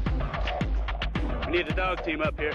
With the road cleared, Specialist Schramer, Brad, and Paco have been called up to clear the suspect's house. We still haven't really found anybody yet, so be on your toes. As a security detail, Brad must remain vigilant because unknown dangers have a constant presence in these real-life training scenarios. There's expected explosive materials at the location. At any moment, you know, Paco can detect an explosive, and, you know, you better be ready. You're going to go in as soon as she does. You're right on her. Go ahead. Hey, get that dog out of here! Get that dog out of here! Get the dog! Get the dog! Keep security on. Keep security on. Get on his stomach. Get on his stomach. All right, hands behind his back. Hands behind your back. Knees to your chest. Sit up. On your feet. On your feet. Down. Hey, I need you guys to pull security on him while we finish the room clear, all right?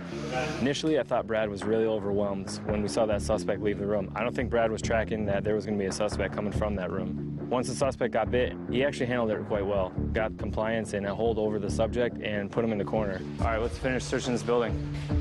Same thing right behind her. Let her search the doorway. Hear her eyes and ears. Let her look for booby traps. Go seek. Seek. Good. Seek. Good. All right. You're in the stack, you're up against the wall, you're getting ready to breach through the door, you're getting ready to enter a room, you really don't know who's inside, if they've got weapons drawn already, are they ready for you, do they know you're coming, is there a bomb about to go off when you walk through the door, you don't know any of that. So you need to be right behind her. Go, go, go. Go see. Good, Zeke. I think he's onto something. Zeke, back. Good, good.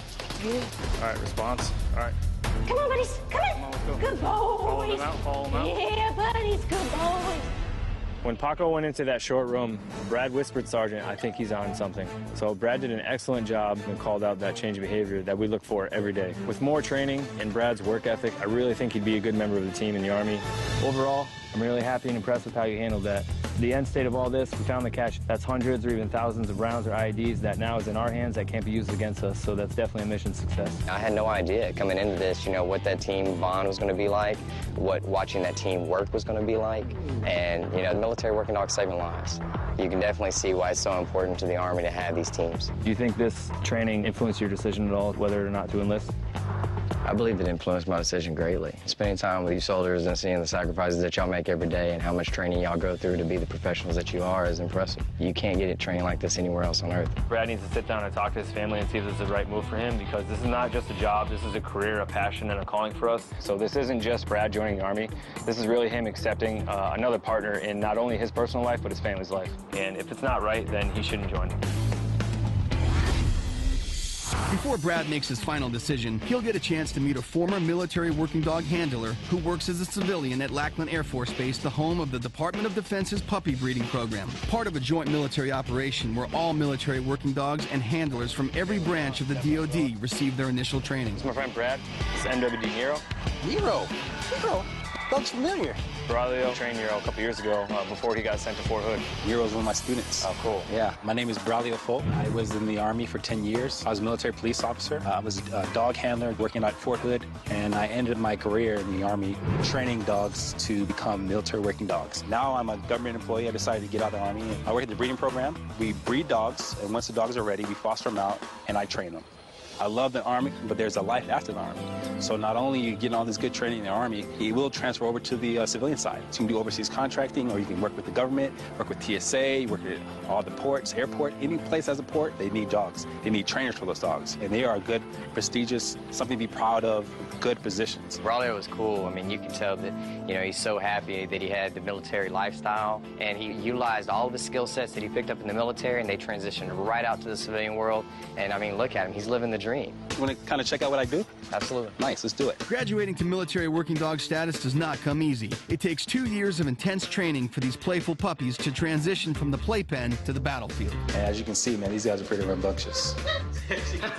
Braulio is showing Brad how he develops these puppies into the heroic military working dogs our soldiers depend on every day. Good boy. Tear him up, buddy. Tear him up. The bite arm was a lot different than the bite suit, and, you know, it's a lot more up close and personal, and you get to see exactly how much training goes into these military working dogs and how well they're trained. All right, slip it. Good, buddy. Good job. Yeah. That's awesome, man. That was awesome. You're natural. If he joins the military, he will see these facilities again. He will see these types of dogs. He will be doing similar work. So it's a great opportunity to taste what he'll be doing if he decides to join the 31 Kilo program. They just now created this program, a 31 Kilo program. Man, I would hop on it quick. I mean, this is brand new. Usually you had to be a seasoned specialist before they even look at you to come be a handler. There's no other law enforcement agency that would give a new recruit patrol vehicle, weapons, and a dog right away, right out of the gate. Usually you got to spend your time, work your way up, just like it was in the Army. And then now it's bam, right from the get-go, you can get to what you really want to be doing. When I started out on this week, I thought that this was my dream job. And, you know, after being a part of this week, I know that this is my dream job. It will always be my dream job. It's just, do I pursue it? It's an incredibly hard decision to make. I mean, the magnitude of it is huge. Sergeant Sorella, thanks for meeting me. Absolutely. So tell me, you've been with Brad all week. How did he do in his training? Brad did pretty well. We threw a lot at him. He really showed me that he'd be a great member of the team. Do you think you have some type of idea which way he's leaning in terms of enlisting or remaining a civilian? I believe that Brad has the heart and the passion for this job, absolutely. With not just Brad enlisting, it would be his whole family. I'm kind of up in the air, Sergeant. Well, he's on his way here. We'll see what he has to say. Sergeant Sorella? Hey, Brad. Nice to see you. Sergeant Jones. Good to see you. Brad, good to see you. So in terms of having that dream job and now having a chance to experience it in everyday real life, tell me how it went for you. It's been great. I mean, it's been everything that I thought it was and more. Well, Brad, everything has led up to this moment. Are you going to join the Army or remain a civilian? I really feel like, you know, my personal path in life should be remain a civilian at this time. I feel like my family really needs me right now. I think that they need me more than the Army does. Training was excellent, and I also got to get a backstage pass to see how many hours that they dedicate to their canine. And a lot of those hours I dedicate to my daughter. Well, we respect your decision, and we know you've taken this week so seriously and trained so hard. So we wish you the best, Brad. Thank you, Sergeant Jones. Absolutely, Brad. It was a real pleasure working with you. Thank you, Sergeant. The week was great, and it was the best experience of my life. And so at the end of this week, you know, I just turned out that I was more passionate about being a father and being a good husband versus pursuing my dream job.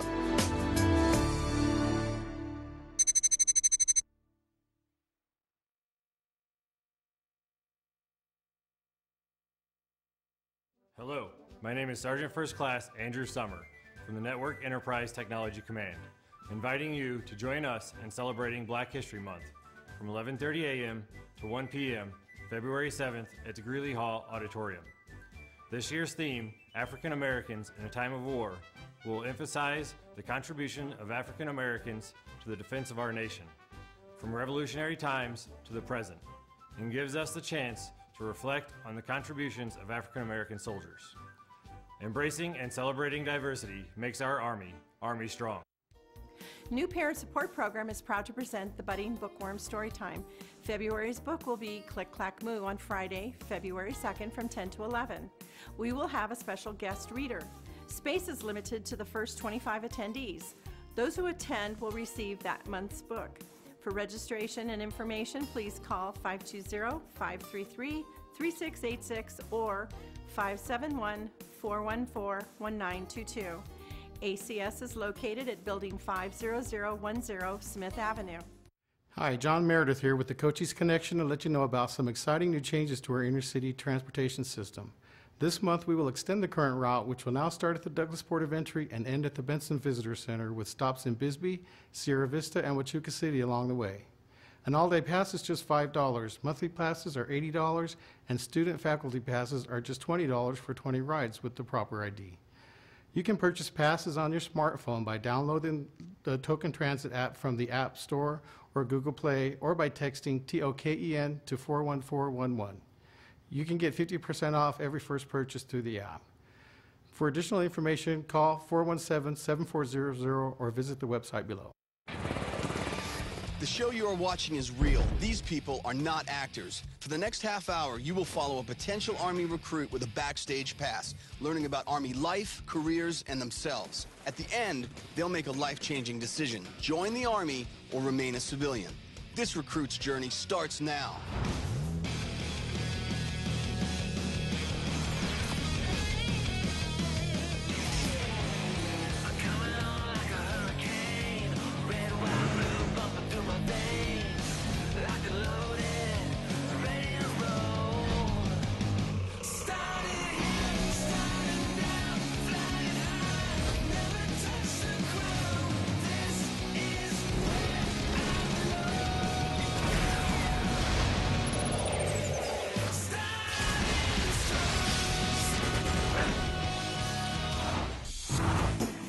Haley Jessup grew up in an Army family, so she's experienced the Army from the passenger side.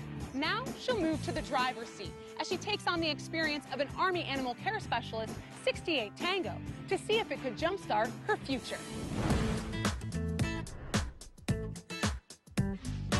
My name is Haley Jessup. I currently live in Woodbridge, Virginia, and I am attending Northern Virginia Community College. I am very passionate about furthering my education. The biggest thing on my mind right now is paying off the debt that I have already accumulated while attending college. So I'm considering joining the Army. I'm a little worried about the physical training only because I know I'm not in perfect shape right now, and I have a lot physically that I need to work on. My father has been in the Army for 25 years, so I grew up around it. I've always been a daddy's girl, and there's nothing he would want more than to see his children joining the military. What's the best part about being in the Army? Being able to know that you're making a difference. I don't want to just go in there and then sign my life away. That's how I feel like it would be. You're not signing your life away, you're starting your life. It feels really good to have somebody in your family who knows what you're about to go through. He's very smart and intelligent, and any insight that he has given me, I'm definitely going to consider it. The best advice I can give you is to remain open-minded, and I think you're going to see that the military isn't what you think it is. We're just going to war all the time. It's about people, it's about country, it's about serving. I mean, I'm where I am today because of the Army. I know. I grew up around it, remember? I am your daughter. It's a very important decision, so I want her to get everything she can out of it, and I think this is a great opportunity to do that. Hey, kiddo, I gotta get back to work. Okay. I'm hoping that this experience will help me to potentially make the biggest decision of my life, whether to join the Army or remain a civilian.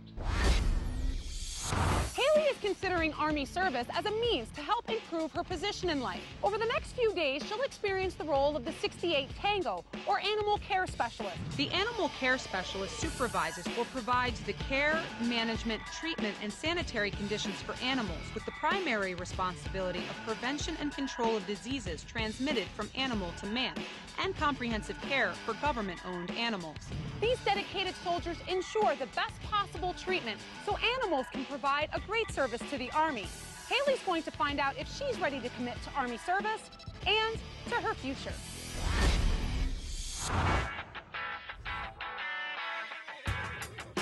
Haley. Hi. Welcome to Fort Hood. Thank you. Now, you come from a military background, is that correct? Yes, I do. My father's retired 25 years, and, you know, I just wanted to come here and see if this would be an ideal career track for me. Medicine is something I'm completely passionate about, and I love animals. Well, you do know that it's not all about kittens and puppies with animal care specialists in the Army. They've got some pretty dirty jobs to do. Are you ready for all that? I'm ready. All right, well, then your mentor and your battle buddy are waiting for you at the vet clinic. Okay, great. Good luck. Thank you so much.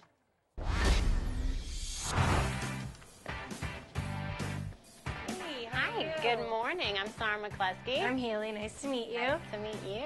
Sergeant McCluskey is the training NCO for the 43rd Medical Detachment Veterinary Services, and she has served for 9 years. So I heard you're interested in being a 68 Tango. Yes, I am. Do you know anything about being a 68 Tango or animal care specialist? No, not really, other than the fact that it has to do with animals. And I'm assuming you like animals? I do. I love them. Awesome. Let's go ahead and meet your battle buddy and get this week started. Okay, great. All right, Haley, this is your battle buddy. Hi, Haley. My name is Private Ward. Nice to meet you. I know that you don't have a background with veterinary medicine, but we're going to throw this scenario at you. This is not to have you fail, but to see kind of where you stand, to see where we need to train you up more. Okay. All right. This week, we will be giving Haley a crash course in the Army as a 68 Tango. I'm hoping she does well. Do what you can, and I'll be here to assist you, and Private Ward will be here as well, okay? All right. This is your scenario. Okay. We have a military working dog. He's been hit by an IED. His front right limb has been blown off, and he's bleeding profusely. What do you do? What do you do? What are you going to do? Put pressure on it. Let's place a tourniquet on there. Okay. You're fine. Stay calm. For training purposes, 68 Tangos use an extremely lifelike simulated dog. Your dog has now stopped breathing. What must you do? Oxygen. Okay, how are you going to deliver oxygen to this critter? I don't know. Let's see, look at your supplies. What can you use? This. And? And this. Correct. Let's go ahead and intubate the pup. What you're going to want to do is use this end, lube it, and then you're going to try and stick it in. Got it. All right. Good job. Secure it. You're doing good. All right, good job. Your dog has lost so much blood that he's now going into hypovolemic shock. What do you do? Give him some IV or... Start an IV. Make sure that you remember everything that you're doing now because you will see it again later on in the week. Yes, ma'am. You ever place the catheter? No. No. 45-degree angle to the vein. Just use your thumb to guide it in. We gotta get fluids in this dog. He's crashing on us. A lot of blood loss. Dog's heart rate's dropping. We should get blood coming out if you've hit the vein. Missed it. He's already bled out. His heart has stopped. Walking into it, I had no idea what I was doing. It was pretty stressful when I'm, thrown into that kind of situation. You just gotta fight through it, and that's what I kept doing. This week isn't meant to make you a 68 Tango. This week is to let you know what it is that we do and what our job entails. 68 Tango is a really cool career, and I think it would be an awesome track to be on. Haley will now participate in a series of 68 Tango training exercises. So Haley, this is Captain Calkins. He's a veterinarian, and the equivalent in the human world for a veterinarian and a veterinary technician would be the doctor and the nurse. All right, so this is Popeye. He's a 4-year-old military working dog, retired. Today, we're gonna go ahead and do a physical exam on him. Great, sounds fun. 68 Tangos are trained not only for emergency situations on military working animals, but also routine physicals. This ensures optimal health for the animals while on duty. We need to take his temperature. Okay. Come around. What are we doing with that? Taking temperature. Where is it going? It can't go under the tongue, I'll tell you that much. Nope. I don't know about that. It'll be fine. Turn the thermometer on. Lift the tail up. I'm not okay with that. I'm sorry, I can't do that. Why not? I don't know. It gives me anxiety. I'm sorry, give me a second. The fact that Haley had a panic attack kind of gives me the idea that she may not be able to handle being a 68 Tango. She's gonna have to get down and dirty in order to accomplish this week. All right. All right. I'll try. Okay, so we'll gently lift the tail, and then you can see the anus. And just stick it in? Stick it in, gently, and then wait for it to beep. Good job. Doing good, Haley. I know. I wouldn't want this up there either. When he defecates, it's a lot larger than that. He's not in any pain. 1, 2, perfect. Okay? Good job. All right. I almost had an anxiety attack at first, but then I mustered up all that strength and just went ahead and did it. It wasn't as bad as I thought it would be. And to complete the physical examination, we need to do a rectal exam. Of course we do. Every working dog gets a rectal exam. We want to check his prostate and his anal glands for any abnormalities that may be cancerous. Okay, so just gently put it in. I have a large fear of the butt area, and to just go in there and make sure everything's okay was really, really hard for me. I just put my hand in an animal's butt. Yes, you did. Congratulations. Haley seemed very uncomfortable during the training scenario. I believe that once she receives the training from us, she will feel more comfortable. 68 Tangos care for a wide range of animals. Some of their favorites are horses and mules. These animals are used for ceremonies linking the Army to its historical roots. Every animal receives regular checkups, but today this mule is getting an x-ray of its hoof to see whether there are any fractures or to detect any inflammations that may go undetected in a routine physical. Perfect. Just like a medic does for humans, the 68 Tango is responsible for the health of the Army's animals. And that includes all aspects of the job, including drawing blood. Today's blood tests are designed to detect any equine infectious anemia. So the landmark that you're looking for, the jugular. Right. So that's a pretty big landmark. Yeah. Don't stick yourself. There you go. What you want to do is you don't want to stick the needle straight into the neck. You want to follow the angle of where the jugular is, okay? So like that. Exactly. With your non-dominant hand, go ahead and place pressure there and wait for that to fill up nice and big. Okay. Don't go too superficial. Go ahead and place this test tube right in there. Okay. And if you've hit the jugular, then it will fill up with blood. Okay. Go ahead. Look at that. Good job. You got it. Haley seemed apprehensive at first when drawing the blood, but in the end, she turned things around and she seemed comfortable with the horse. Thanks, buddy. I didn't know that 68 Tango works with larger animals such as horses and mules, but that was really interesting to learn, seeing that there's more to veterinary life than dogs and cats. 68 Tangos are soldiers first, and every soldier needs to be prepared physically. Today, Haley will test her physical limitations with an obstacle course in full battle rattle. All right, Haley, it's gonna be chaotic out there. We'll have sound effects, but just stay focused on what our mission is, and we'll get it done. Okay. I'm nervous because I've never done anything like this before, and I just don't want to fail. Let's go, let's go, let's go. Get through, get through, get through. That ain't running. Master Sergeant Bogan is serving as the first sergeant of the 43rd Medical Detachment Veterinary Services and is supervising Haley throughout this challenge. 68 tangos can be deployed to combat zones and will need to withstand the psychological effects of battle to complete the mission at hand. But Jimmy, in the damn